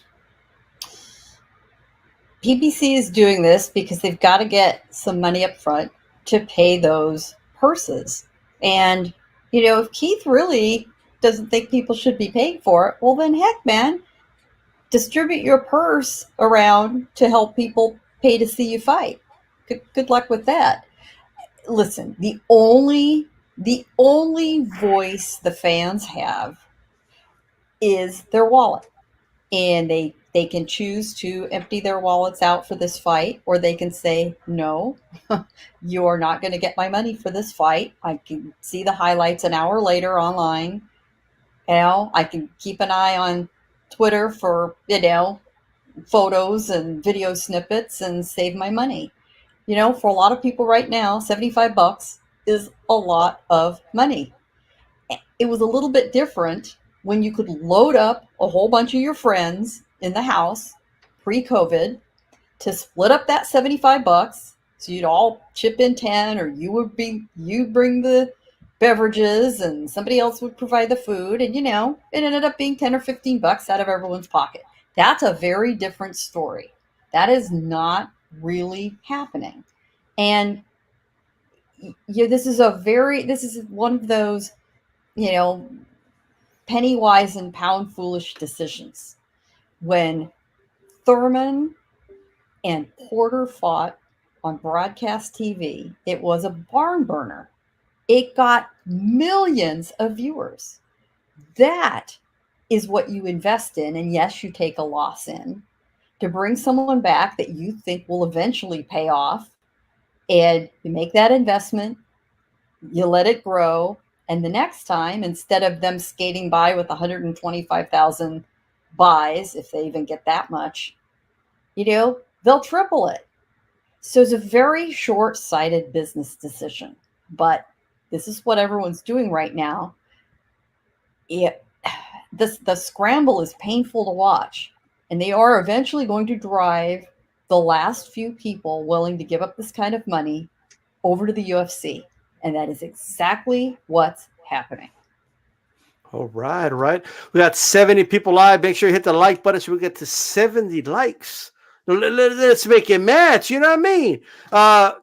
Gabriel Montoya, talk to us. What do you think? One last note on the last thing. One of the reasons Triller might have pulled it down so fast is they just had a merger, or that's going through like at the end of the year, with a company called like a video technology company called Sea Change, that they'll be able to kind of do a reverse merger and go public using the company that's already public, and they'll be valued at like $5 billion. So maybe that's why they took that down. This fight, it's interesting. I remember interviewing Julian Williams when the PBC was first going free, and he was like, how could you, criticize it if it's free? And a lot of the PBC guys, they were very excited. It was an exciting time. PBC was going up, and everybody's wearing suits, and they're doing these promos, and free TV's back. And, then you realize that they really were building a brand. They were getting as many eyeballs as they could. And then they were going to move on to the next TV deal, just like every other promoter does, even if Al Heyman doesn't call himself a promoter, but as a manager, he's running the company. I think the reason they're hitting us with all these pay-per-views is maybe to get us used to it. Maybe the prices will drop, or they're gauging what we'll pay for, and that ultimately this would be like a brand like the UFC that you can sell. Maybe they're trying to increase their values, their numbers that way, and getting people used to it. P.T. Barnum used to say that if you call something a hit long enough, eventually it will become one. And putting Keith Thurman on pay-per-view against Mario Barrios, I guess, would be in that kind of playbook. It's an awful matchup for the venue that they're putting it at, not the location, but putting it on for the platform, rather, pay-per-view. And I agree with Gail. We live in a capitalist society, and so if everybody wants to be rah-rah about capitalism, well, sometimes the only power that you have is by hitting people in their wallet and letting them know that you don't want their product. I wrote a piece for Max Boxing years ago about pay-per-view called "The First Step is Admitting You Have a Problem." And I think boxing fans have to realize that they're kind of part of the problem when they participate in garbage. Like Beeb, right? Like that was an indirect shot at Joe Habib for buying the fights. Oh, I'm sorry, Joe. I mean to get personal. Guilty. What's the matter with this guy? I'm like, hey, Joe, I got this beautiful roll your boat, Channy, down the. I got one for you. I go all the way back to Latin Fury, Pinoy Power, and most recent. Yeah, but those were different. Revenge of the rematches. Don't forget heavyweight explosions, courtesy of. Hey guys, but I don't mean to interrupt, but let's get Calix in. He's been patiently waiting. He's been patiently waiting. You know, like that 50 Cent song, you know what I mean? Hey, Calix, I don't know if you caught it, so I'm just gonna play this 1% because it's that funny, to me anyway. And then I want your reaction to it after you hear it, of course. I don't want you guys have to pay to watch me fight. I don't want your money. I make enough money. I do not want your money. I'd rather see 10 million, 14 million. I'd rather get 20 million viewers on a network like CBS than to take the fans and entice them to pay for my fight. So what do you think? What do you think? You asked me 1 to 10, right? How Yeah. excited I am? It's a 10. Negative 27,000. If it was free, maybe it would be a 1. Keith Thurman hasn't fought in 2.5 years. He's fought 4 times in the past 6 years. I've always felt he was overvalued. He got a split decision against another guy I always felt was overvalued in Danny Garcia. Lost to Manny Pacquiao, an older Manny Pacquiao, and I thought he lost to Sean Porter. Now, you can go the other way with those things. That's fine. But the fact of the matter is, Keith Thurman is not – he's just not a guy who is hot right now. Okay? He's just not. And Mario Barrios just lost to Tank Davis. He lost. Keith Thurman lost his last fight 2.5 years ago. So we're putting a fight behind a paywall. There's a paywall here, a $74.99 paywall, not $9.99, $74.99 paywall. You got a $5 discount. In order to get past that paywall, you got to pay $74.99 to see 2 guys who lost their last fights and didn't look impressive. Hold on, Alex, really quick. And the pre-main event has a dude that got knocked out in the last fight.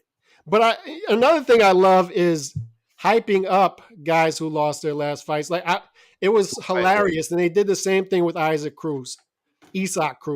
When they lost to Tank Davis, it was, these guys were actually better than we thought. They did that whole thing with Mario Barrios. So no, Mario Barrios lost to a guy moving up from 135, a guy who was naturally smaller than him. He lost the fight. He got stopped. He didn't even go 12, and he's on pay-per-view. And he's fighting a guy who lost his last fight that was 2.5 years ago on pay-per-view, and I'm supposed to be excited about this. So no, I say negative 27,000. Quick correction, Calix. I believe he was actually really quick, Master. Really quick. Go ahead. From 130 against Santa Cruz, not 135. So only in America. Details. But here's what I'm gonna do. I'm gonna give Queen, because I'm gonna give you like a minute to like pump up Tank, like pump Tank up to us, and then we'll proceed. I feel like Tank's been attacked a lot in this segment, and he needs some we need balance. You know what I mean? You want to get listen? I know with this panel. Let me say this though. I wanted to say this because this is my first time on here. I know you said pump up Tank. I wanted to give Beebs a shout out because I know for a fact, Beebs does not always agree with me if he's seen certain things, but I really value people that even if they disagree with me, we can still have a level of respect and understanding. And I want to say that for Doomy as well, and Maestro, if I'm pronouncing the name right. I know I haven't really been on really with you or Beebs with me and Doomy, and I just, regardless, you don't have to agree, but I like when we able to, just talk it out, had a disagreement, and keep it to pushing. A lot of times but I did not know some things you might not know about me, guys. I'm a huge basketball fan. So I got deep into boxing as of recent, and I did not know boxing fans were so it's just crazy. I don't even have the biggest, like I said, God willing, I will have a bigger following, but for my following to be what it is and the messages that I get and the things that happen is unreal.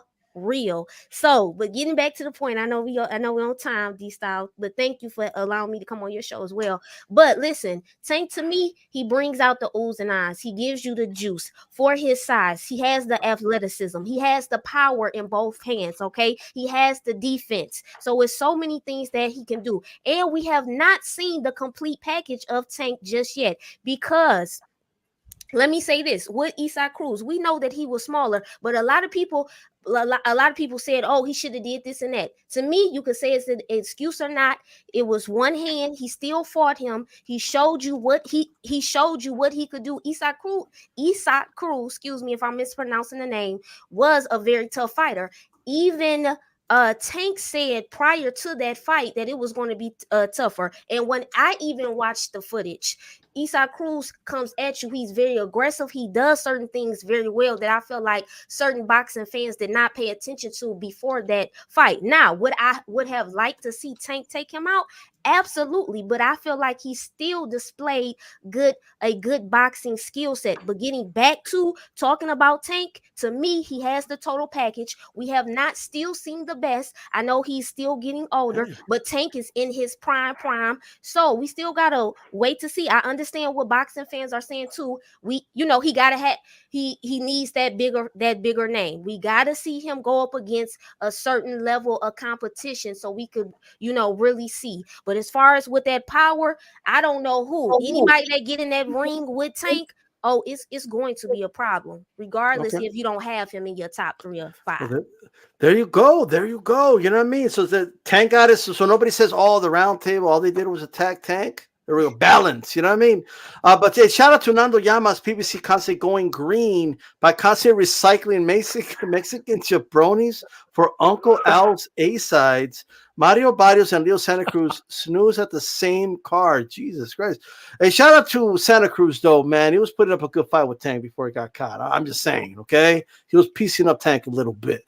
All right? Put some respect in Santa Cruz's name. Come on, man. A little bit. Just a little bit, Yeah, all right. Hey, so Sorry. I want to, no problem. I want to go to this, man. So I'm going to read these quotes to you guys, right? I'm going to start with Do Me. You guys know the drill now. Parker said, the story's on Boxing Scene for anybody wondering. These were quotes from Talk Sports, by the way. So shout out to them. All right. I'll never fight Fury. I'm like a younger brother to Fury. His family has treated me so well, from his father and everybody, by the way. Okay. I'll find another path to the title if I have to. All right. Those are the words of Joseph Parker, okay, who got bit by a spider, by the way, a couple years ago, and his last name's Parker. This you cannot make this up. Like, you know what I mean? It's one of those like things you just can't make up, What happened to Peter Parker? I mean, it can happen. It happens to Joseph Parker too, you know what I mean? But he's proud to be the younger brother. Look at this. It's like he's like Fury's Iron Man to him. He's like he looks up to him. Okay, Do Me, talk to us, brother. Like, what do you make of this? Is this acceptable to you? Can you understand it? Would you fight your brother? I know you've done some boxing before in the past. Would you fight your brother for the amount of money these guys make? I mean, look, man, I don't know what he meant by that. What you just said is one of the most insanely idiotic things I have ever heard. I don't understand it. This is the sport of boxing. It's prize fighting. You got Big Baby Miller, who was pretty cool with the Polish phenom, Babyface, and you got these different brotherhoods across the whole board, but they always end up with, for the right money, maybe that could happen. I never seen Tyson Fury and Joseph Parker really that close. I mean, I don't know behind the scenes in boxing if they're really good friends and, they really hang out or whatever that meant that, he's my big brother. But, I mean, what am I to take from it? A smart way to duck? I mean, why would you duck a payday like that? I don't get it. I don't get what exactly he meant by, I won't fight him. He meant it's his brother, bro. Like, he ain't going to fight his brother. But he's not your brother. He's not your brother. That's the fact of the matter. He's not your brother. This is prize fighting. So, by the way, I'm like his little brother. He was proud to be his little brother. He was proud to be little bro, and I guess he just knows. I guess deep down inside that a fight with Tyson Fury, he'd definitely lose. I don't know what that speaks to, but if you're in boxing, you want to fight the best. You want to be in an opportunity to be in great big fights. I don't know what that comment had behind it, but I would be chasing as a heavyweight. I would be chasing a fight with Tyson Fury. I wouldn't be hiding behind he's my brother. I wouldn't fight him. So I don't know where he was coming from exactly, in what context, but I get it. You build relationships in this sport, and you're right, D-Style. I fought as an amateur, and you're in these sparring camps, and you build bonds with your sparring partners and the friends that you make. But when you get into prize fighting and at a professional level, it's like any other job. Firefighters fight fires, cops fight crime, and boxers fight each other. And I think at a professional level, you can kind of put those feelings aside. I think that you garner enough experience to be able to just kind of hit the switch and handle business. I mean, Shakur Stevenson versus Jamal Herring, I'm not saying that they were best of friends, but they knew each other. They had been in camps with each other, and they fought each other. So, and afterwards there was a lot of respect. So, okay. Yeah, that's my take on that. All right. Doomitron giving his take. You know what I mean? Hey, Calix, like if a dude's like a defensive end and his brother's a quarterback, like, do we give him a pass for not wanting to sack his brother? No. Is that like you know what I mean? But anyway, give us your thoughts on this, bro. What do you think? Babe, do you know how far back this debate goes? Do you remember having this debate like a decade ago? And Yes. I remember you going on YouTube, calling your brother and asking him if he would fight you for $8 to $10 million. And your brother said, hell yes. And you were taken aback. You were like, how could you say you would fight me? And your brother was right. I have that video still. Do you know why we haven't had one of the reasons we haven't had an undisputed heavyweight champion in 2 decades? Because the Klitschko brothers refused to fight I give each the other. Klitschkos a pass. Refused to fight each other. There is a warrior code, D-Style, that goes well beyond, way past when boxing started, that if the two baddest men are in the same room with each other and the crowd is demanding a fight, it is incumbent upon those two men to fight each other no matter what. Everything has to go aside. And boxing has strayed away from that for many reasons. They made it too complex, too much mental gymnastics. I can't fight this guy because he's on this network, he's with this promoter, he's with this manager, and that's why we're not going to get Terrence Crawford versus Errol Spence. But it goes even deeper than that. Now these guys have this AAU basketball mentality that I want to be these guys' friends.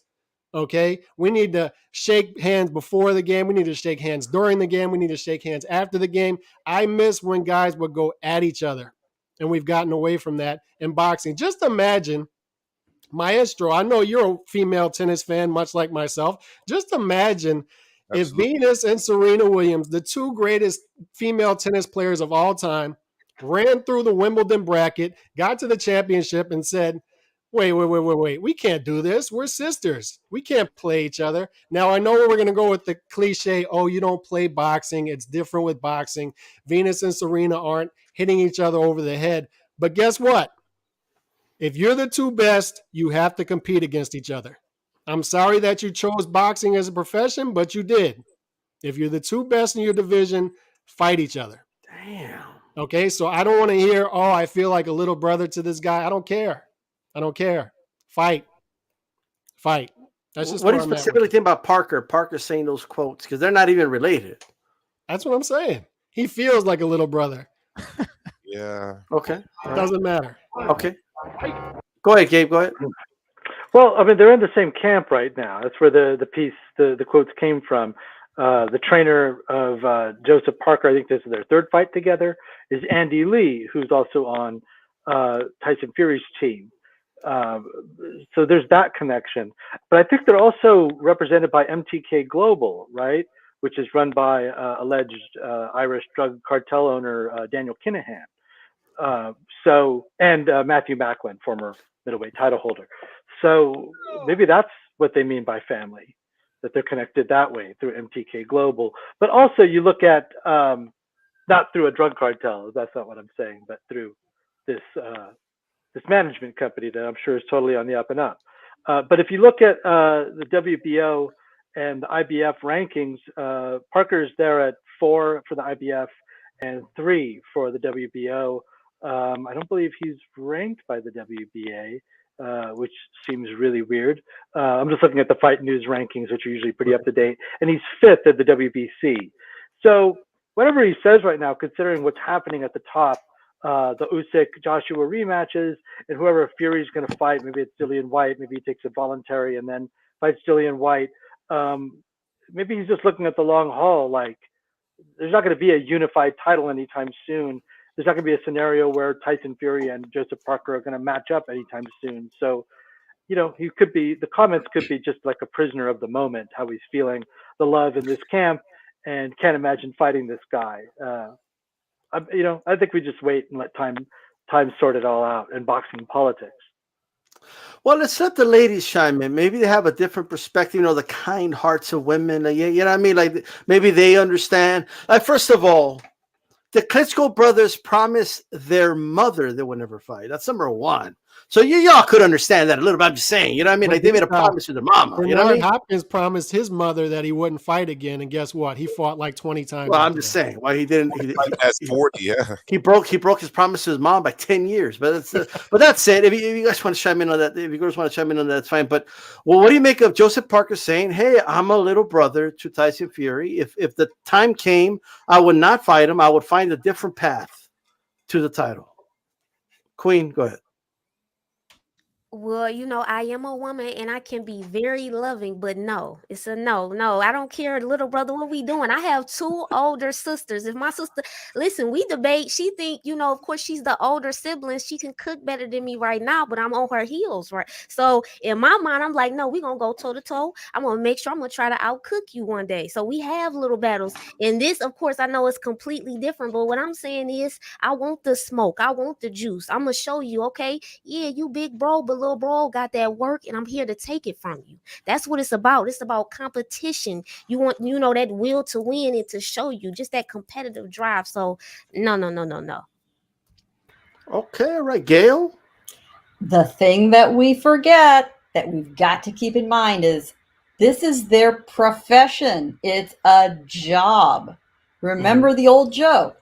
The guy asks, "Will you sleep with me for $50?" And the woman's like, "Hell no." And then he says, "Well, will you sleep with me for 50 million?" Well, sure. Okay, so we're just dickering over price. You know, now we know what you're about. Listen, if the money was right, he would do it.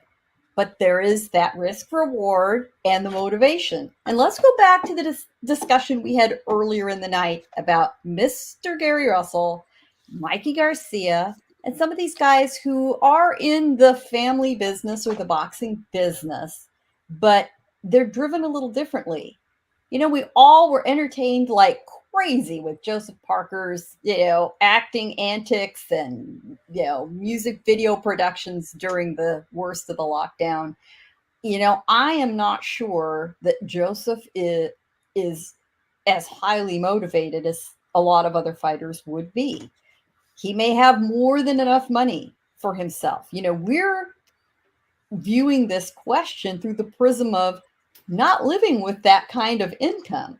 And, you know, think about, you know, all of the, you know, off-quoted comments of Marvin Hagler about when guys get comfortable, you know, and then it takes a little more money to get you up for these fights. So Parker may be saying to himself, yeah, it's a lot of money. How much money can I spend in my life? You know, I'm doing fine. Would I prefer to hit somebody else versus Tyson, you know, for the same paycheck or enough of a paycheck? Sure. You know, the drive to do these matchups is a whole lot more complex than just you're either in or you're out. You know, we need to understand that those nuances and the money proposition has a lot to do with it. Absolutely. Now, I don't want to say close the poll because it was pretty one-sided. About over 60% felt that, yeah, he should definitely, that's weak sauce, that he doesn't want to fight Fury. But 35% were empathetic with it's just 35% is pretty high, by the way, but that's whatever. But I think Joseph Parker signed into like a bunch of accounts and voted for himself. But Maestro, talk to us, brother.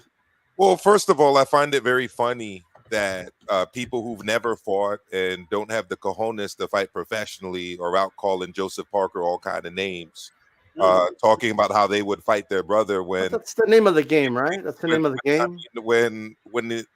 when they're not fighting anything. So I don't know. Like, what is this? I mean, have you ever fought at all? Have you gotten into a professional boxing ring, but then you're out there talking trash about Joe Parker for saying that he wouldn't fight a guy who's pretty much co-funding his training camps right now, because the man's sleeping in Tyson Fury's houses, training in Tyson Fury's gym, and training with Tyson Fury's trainer. To call me crazy, but it would be an act of betrayal if I did that to somebody and then they started calling me up for a fight. So I find it a little bit funny, to say the least, that, you know, guys who, again, don't fight. I mean, you're talking to the whole panel. We all think he should fight him. No, I don't. You can take it any way you want. If you're on the panel, if you're in the chat, if you don't fight professionally, you shouldn't be calling a fighter soft or a B word or any of these other things. That's my opinion. I agree with that. Entitled to my opinion. And if anybody doesn't like it, tough cookies. That's probably what you're eating tonight anyways. I mean, a lot of these guys don't even try to stay in shape. So it is what it is. So it works both ways, though, right? Like round is a they share. have an opinion too, right? I mean, yeah, I do have an opinion. But you got to deal with their opinions like they got to deal with yours. And I just gave my opinion. Now, and also, I'm coming from the perspective too of a guy who doesn't even have a brother. I have 2 sisters. So who am I to talk about? Oh yeah, I get in the ring and fight a brother that I don't even have. But I wouldn't fight my cousin. You know what I mean? I once, when I was much younger, proposed to my cousin the idea that one of us sue the other in the people's court to get the judgment and the benefits of appearing on that program for a television fee. We obviously didn't do it. There's a little bit of a difference, with all due respect, Calix, between me challenging my cousin in people's court or me challenging my cousin to a game of tennis and me boxing my cousin. A little bit different there. I'll disagree to that. What this actually reminds me of is when the Super Six was happening. I don't know if you remember this, and Andre Durrell was talking about his trepidation about fighting Andre Ward. This was a while ago. I remember people were kind of complaining about that. Who am I to tell another man that he should go and lay hands on someone he's got a close relationship to? It's not my business to say that. If that's what Joseph Parker believes, and again, we're talking about someone who's essentially funded his comeback through subsidy, that's what he's going to believe. And it is what it is. All right, shout out to William Boxing. I appreciate the support. It says $1.99. Go ahead, Joe. Give us your thoughts. I was talking to you about this earlier, and this reminds me of I'm going to date myself now. Back in 1991, when Maurice Blocker fought Simon Brown for the IBF and WBC unification welterweight fight. Those guys were the best of friends. I don't think I've seen 2 fighters closer than them in the sport of boxing. They were both from Washington, D.C. They were always in training camps together.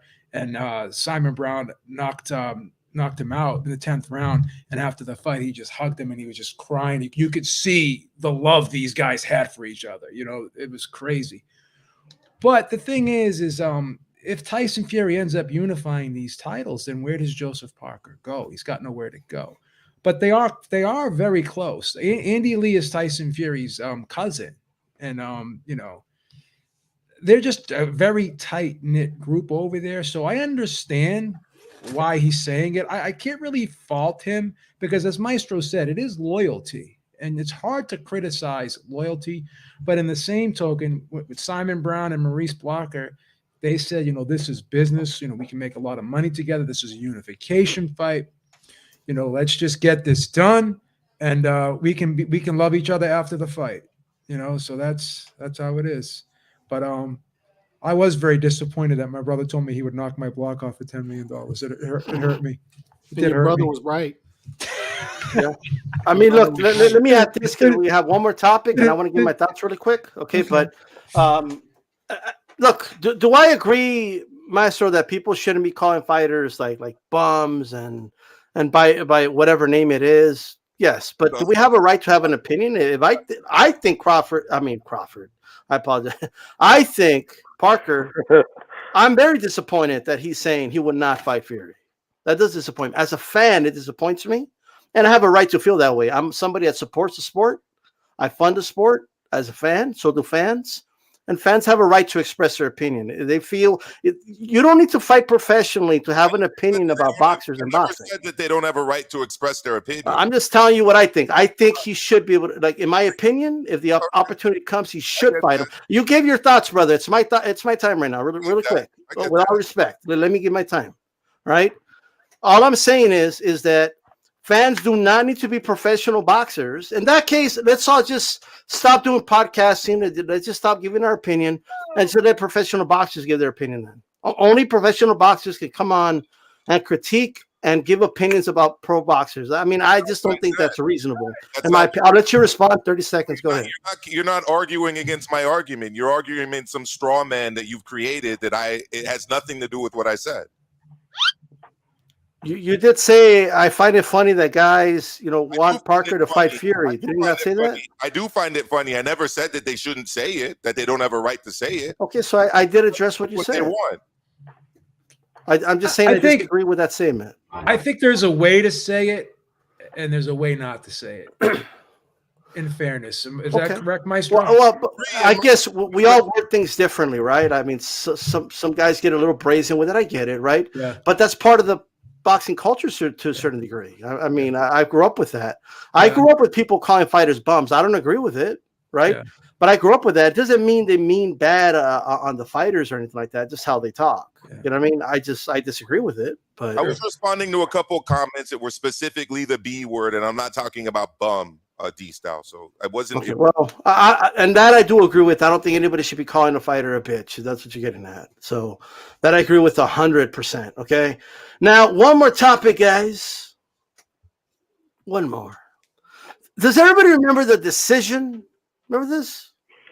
Remember LeBron James, like talking about where he's gonna go and where he's gonna be, and I'm gonna make this big decision. Well, now it's turned into this. Okay. All right. So, like, Kambosos is out here. All right. He's making a decision. Bro, I'm sorry. I'm tired of Kambosos, man. It's got to be on. Like, okay, bro, how many laps are you going to do for this victory already? I get you won, big upset. I was happy for him when you won, even though I was going for Lopez, but I thought, it's a great story. Big underdog, right? But tweets like this, Mr. Aaron, with all due respect, they're not coming to watch Haney or Lomachenko. They're coming to watch their emperor return home with all the belts after taking over boxing. These belts are Australia's grease and da-da-da. Then one day, he's first of all, you told Haney you were going to fight him, bro. That's what you said. You looked at the dude in the eye, you said, I'll fight you. And then like you did a tour. You went to Tank's fight. You went to his fight. Well, I'm not going to make it to the Loma fight, but I'm considering him. Can you just fight somebody already? Or don't say anything? Is it just me? Maybe I'm out of hand, but I'm tired of this big decision that he's going to unveil. Like, who's going to get the Kambosos sweepstakes? Brother, like, everyone sees you as food. That's why Shakur said he'll move up to fight you. Right? That's why Ryan, he was in the middle of being out of boxing for a while, right? Dealing with mental illness. And he tweeted out, I want to Kambosos next. Everybody wants you because you're food, bro. That's just my opinion. That's my take, right? But he's acting like who he's going to pick is some big decision that we all need to be just clamoring for and waiting for. And to me, I have an opinion on who I think the opponent should be. It's one or two guys, in my opinion. It's not that complicated to me. But Doomy, we'll start with you again, brother. What are your thoughts on Kambosos and his decision? And also give us some final thoughts so we can let you go as well, brother. Oh, man. Kambosos, he's got options, right? He's got options. Do I think that he's like a walkover? He could be taken care of pretty easily. No, I don't think that. I think that he's a formidable opponent to any of these guys. I really personally wanted to see a Devin Haney fight. I think Devin Haney's been chasing the top guy or chasing the belt. And I seen him at everybody else really adamant about wanting a fight. And Kambosos he has the options. And listen, if you're going to Australia, it's his crowd, it's his prerogative. I just don't know what really more to say. He beat the guy. He can sit in anybody's fight and create a buzz. And I think that that's what he's doing. I think that the people behind him know exactly what to do right now. And they're creating a lot of buzz around him. And we're just waiting to see where these pieces fall. And I think that a fight with Devin Haney would be the perfect fit. There we go. Hey, tell everybody where they can find you, brother. You got a channel out there. What's going on with you before we let you go, brother? Absolutely, man. I appreciate you bringing me on here, brother, to the round table. Everybody, Micah, Calix, Maestro, Joe, yourself, D-Style, and Miss Gail. I appreciate you guys having me on. And you could definitely check me out on the Boxing Biz. That's the THE Boxing Biz podcast radio show. It's my show. I just started it. And if you want to follow me, the Doomatron, anybody that knows me already, it's the Alex Doomsday Lioness channel. And, I'll be doing my vlogs and also other fun stuff that I'm working on as of recent. So thanks again for having me on, and hope to come back. That's good, brother. Hey, have a go one, man. Thanks for coming on, and hope to have you back for sure. Yeah. Doomatron is out, everybody. You know what I mean? Calix, go ahead and tell us, man, what do you make of Kambosos right now, making this big decision? Who do you think is going to fight? All that good stuff, and give us some final thoughts, how everybody where they can find you. Can you quickly put up that Kambosos' head photoshopped on there? I don't know why I find that so funny. And by the way, LeBron's hairline was on point back then. I gotta give it to him. He was a teenager. He was in high school. I hope. Actually, it wasn't. Not for a high schooler. Now he paints that hairstyle. Now he paints that lining on. So good for LeBron. I'm a LeBron James fan too. LeBron's getting attacked for no reason right now, ladies and gentlemen. Hey, he'll never be Mike. He'll never. I'm gonna be I'll quiet. start something wrong. My bad, D-Style. I got on top. I'm gonna be quiet. You're At least it is. It does magnify where, that balance that you have to strike, right? Because right after Kambosos beat Teofimo, and look, Kambosos has every right to be on his high horse right now because Teofimo had that right after he beat Lomachenko. They fought each other in the bubble when they didn't have to for supremacy. Kambosos went through a lot, waited out a lot to get that shot at Teofimo. He beat him. Now he's on his high horse. So right after he won, we were all hyping him up. We were glad he was on Joe Rogan. We were glad he was on all these channels, all these networks. He was out there with his face promoting himself. A lot of times we don't like when fighters hide, like Terrence Crawford. Terrence Crawford will win a fight and then he'll kind of go off into the distance. We like guys who can promote themselves. Now, as far as Kambosos, what I would like him to do, I would like him to fight Lomachenko. That's the fight I want. I think it would be an excellent fight. I think it's a makeable fight. It's a more makeable fight than the Haney fight, from what I'm told by guys who know the economics of boxing better than me. It would be tough to make that fight work for both of those guys with the money. So I'd like to see the Lomachenko fight, but I tend to agree with you, D-Style. I think what's going to happen is we're going to get a tune-up, a homecoming fight before we get the big fight, unfortunately. So I think that's where we're at. But I like what Kambosos is doing out there. I like him out there talking, and I want to see more guys do that. Get out there, talk, have a personality. I think it's good. I think it's good for the sport all across the board. On that note, I'm out. Y'all know where to find me, Calix Boxing, YouTube. Appreciate joining this panel with all of you great minds. Absolutely, brother. Have a good one. Nazar Yamas, I appreciate the support, brother. It says, love the inclusive panel and spirited. Yo, love debate. 8C Peace. It says, a shout out to you, brother. Thanks for that. Gabriel Montoya, what do you make about the way kind of Kambosos, his little tour, and I guess he's making it seem like a bigger deal? Is that a good thing? And how do you feel about the whole thing? I knew that. I mean, we're boxing fans, so like the welcome was going to get cold pretty fast. He was doing all the interviews, every platform, and I'm kind of with you. It's like he's kind of telling us all what's what, but he earned his spot. And you've got to tell yourself that you are the emperor and you are the guy, and get out there and work and promote yourself. Give me 20 George Kambosos over Jake and Logan Paul any day of the week. But I think what's going to happen is that a tune-up fight, which might actually hurt him if considering lockdown rules in Australia, immigration being what it is at the moment in a pandemic, it might actually hurt his value on the market if he tries to do that Emperor's Return and it's in a smaller venue than he's thinking. It's not in a huge stadium. I think the way to look at it though is what's available to him. If I'm him, he's Lennox Lewis when he knocked out. He's Hasim Rahman when he knocked out Lennox Lewis. He could look for a long-term deal and sign it, unlike Hasim Rahman before he got knocked out in the rematch. And who can give him that? Can Matchroom? Can they bring him to the zone and get him fights, even if he loses against Devin Haney, whoever they have to offer? Can Top Rank offer him that kind of deal rather than just a one and done against Lomachenko or a rematch clause, but offer him 3 to 5 fights and he can make, a career out of that, or, so much money that he'll be set. I think that's kind of the key to the kingdom with Kambosos, is not just one great lucrative fight, but a package that's long term. And I don't know if Golden Boy is the company that can do that for him. You have to look at the stables of all the different companies. Does the PBC have that kind of offer for Kambosos? And do they have a good history of developing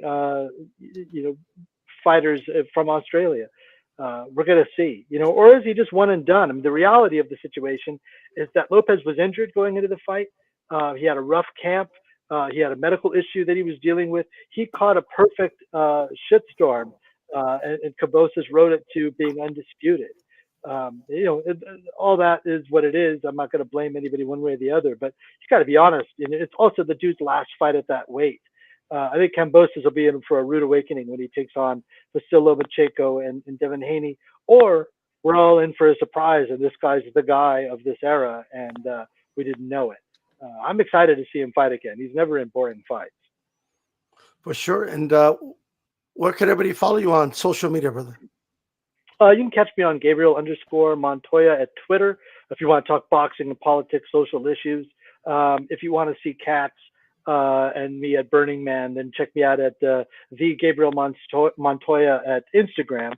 And every once in a while, I still do write for The Ring, but I also have my own Substack at GabrielMontoya.substack.com. It's called The Mismatch Report.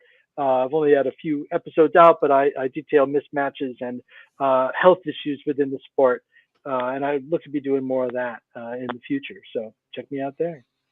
All right, Gabriel Montoya, thanks for coming on, brother. You have a good one, man. Hope to have you back on. Yeah, my pleasure. All right. That was Gabriel Montoya, everybody.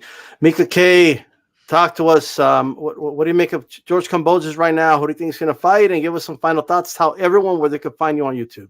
Okay.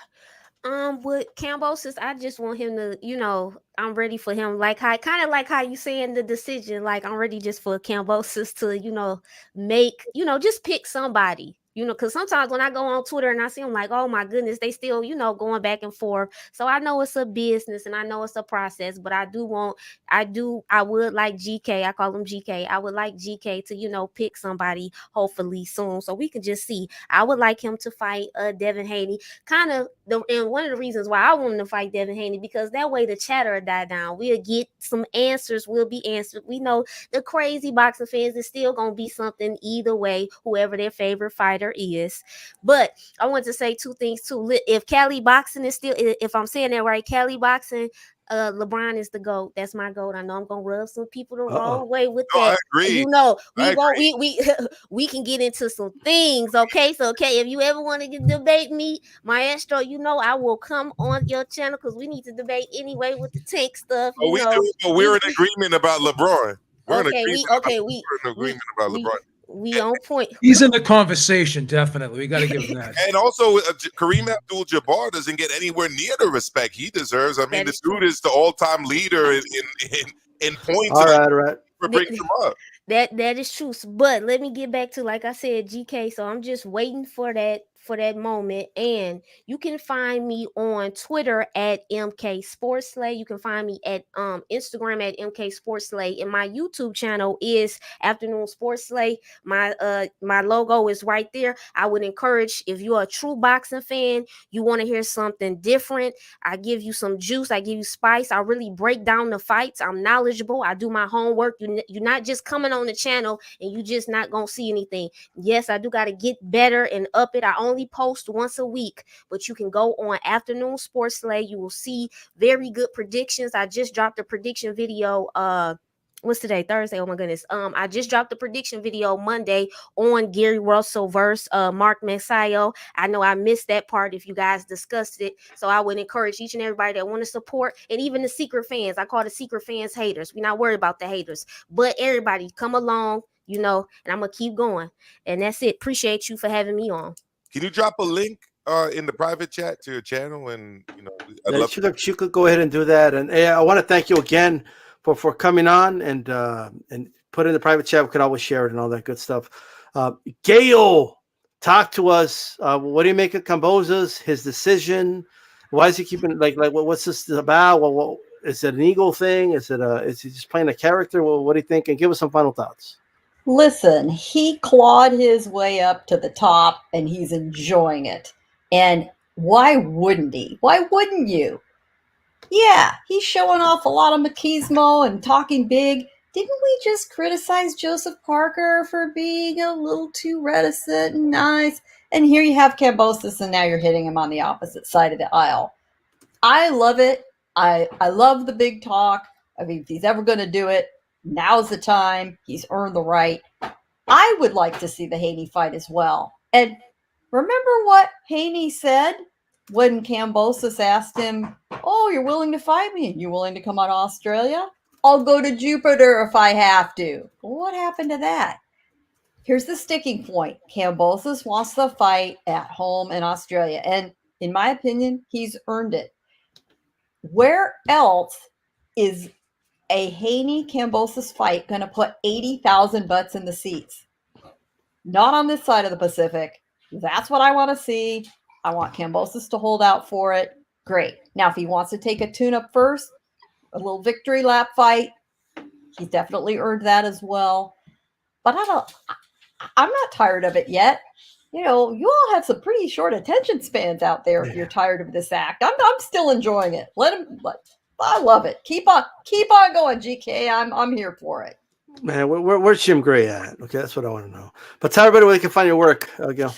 I am writing for NY Fights, NewYorkFights.com, and right now I am on a quest to get behind the truth of the Abraham Nova mascot. Stay tuned. All right. That's Gil, everybody. NYFights.com. Hope to have you back on in the future, Gil. You have a good one. There we go. Maestro boxing. It got a little heated, but that's what the round table is all about. First of all, we got A-Rod out here acting like this is a nanny state and I don't let you speak and that you got to raise your hand. Like Maestro gets his turn and he gets to speak uninterrupted, just like he will right now. If I tell him to hold on while I'm speaking, that doesn't mean he needs to raise his hand. Stop the nonsense. Maestro's not restricted on here, believe me. But I mean, I can restrict him if I want now. You know what I mean? Like, but I don't know. Guy's 6'4", 240. No one's stopping him right now. At the end of the day, we're trying to get under the 240 mark right now this year, John. I'm hitting the cardio machine now every morning. I had to run that purchase through Beeb Industries for this Consumer Report. And I'm very happy with my purchase. Now back to the question at hand with Kambosos. I think Kambosos is doing what he needs to do. He's milking the moment for as long as he can. I can't knock him for that. I mean, before the Teofimo fight, he wasn't going to be getting on Joe Rogan. He wasn't going to be doing a media tour. He's getting his moment in of fame.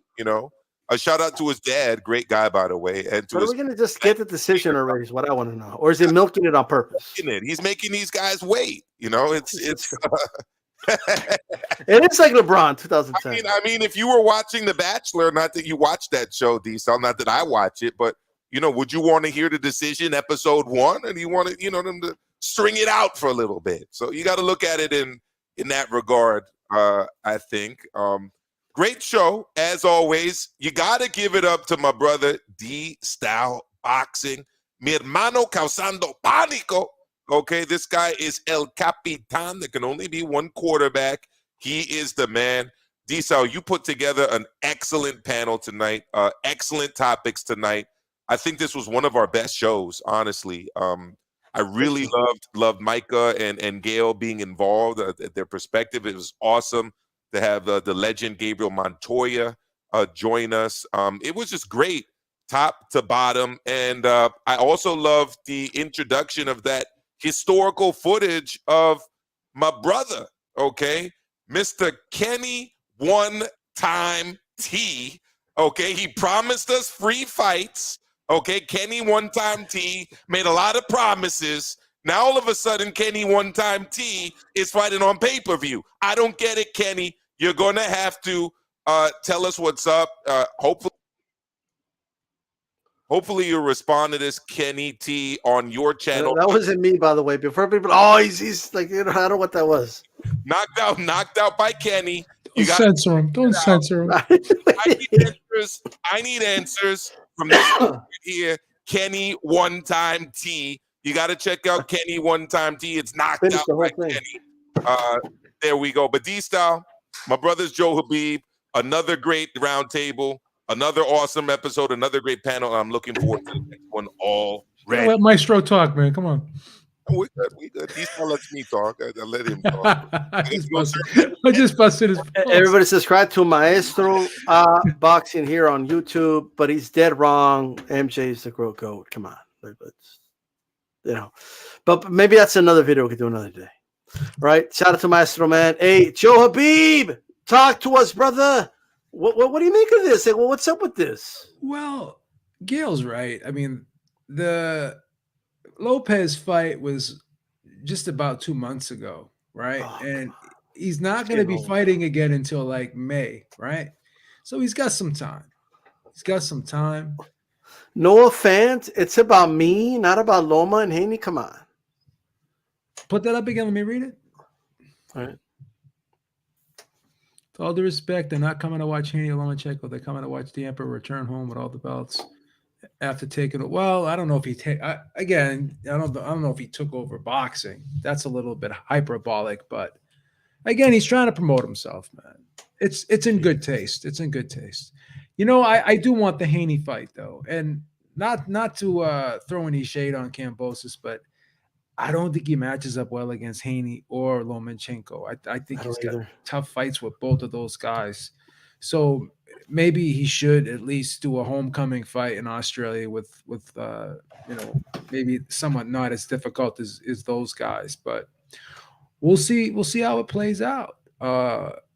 We were led to believe it kind of looked like it was going in the direction of Haney, but we'll see. We'll see. But you can catch me at every Sunday at 6 p.m. Eastern Time, Ringside Reporter Live with my partner, Eric Lorda. And always you can catch me every Thursday on the Roundtable, whether it be on my channel, D-Styles channel, or Maestro's channel. I'm here twice a week and sometimes more. So subscribe to the channel, Ringside Reporter Live. I'll drop a link in the chat and you guys can subscribe.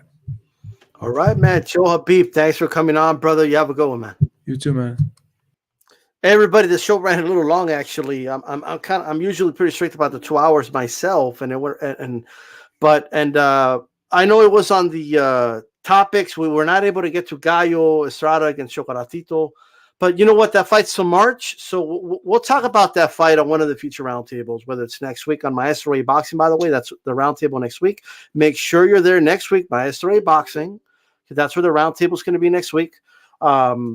Or whether we have time, like, you know what I mean? Like, there's time to talk about this fight. But I was glad to have, a great panel today. And one of the topics, especially the Malignaggi one, was a topic where I couldn't really rush people. I wanted to make sure everyone give their thoughts and touch on what they needed to touch on. You know what I mean? I want to thank everybody: Lee Groves, Little Penny, Maestro A Boxing, Ringside Reporter, Knocked Out by Kenny, G Funky, SD Spades, Punch Smollett, Haplotype, Mad Dog H, I appreciate all of you. And I know that on the roundtable, it's hard to kind of go. It's impossible to go through all the comments, but believe me, we're watching, we're listening, we appreciate it. And I hope you continue to enjoy the roundtable as we continue through this. This is D-Style. My thoughts really quick. My thoughts really quick, by the way. I don't want to be too long, but I'm just, honestly, I'm just getting annoyed with, this is my personal opinion. I'm getting annoyed with Kambosos at this point. I just think at this point, he did say multiple times that he would fight Devin Haney. That's what he said. And I think that's the fight that he should prioritize, in my opinion. Now, if Devin Haney makes unreasonable demands or something, that's a different story, but I just don't see any evidence of that myself right now. So we'll see. But if not Devin Haney, at least, pick Loma. But ladies and gentlemen, if it's not one of these three guys, if it's not Tank, Loma, or Haney, which is where he did the tour on, if it's not any of those dudes, then I'm sorry. I have no interest in it. If Kambosos fights somebody that nobody knows, let's say he fights Linares or something, or Gamboa or some crazy shit like that, I'm going to be very disappointed. Okay, I understand the victory lap, and apparently Jordan LeBron will never get old. It's still a hit topic. It's probably the number one topic in sports talk on YouTube today, actually. And maybe it's something that it won't be on my channel, but I would like to kind of participate in another channel. You know what I mean? But shout out to everybody. Shout out to the panel. This is D-Style Boxing. Keep it boxing. I'm out of here, guys.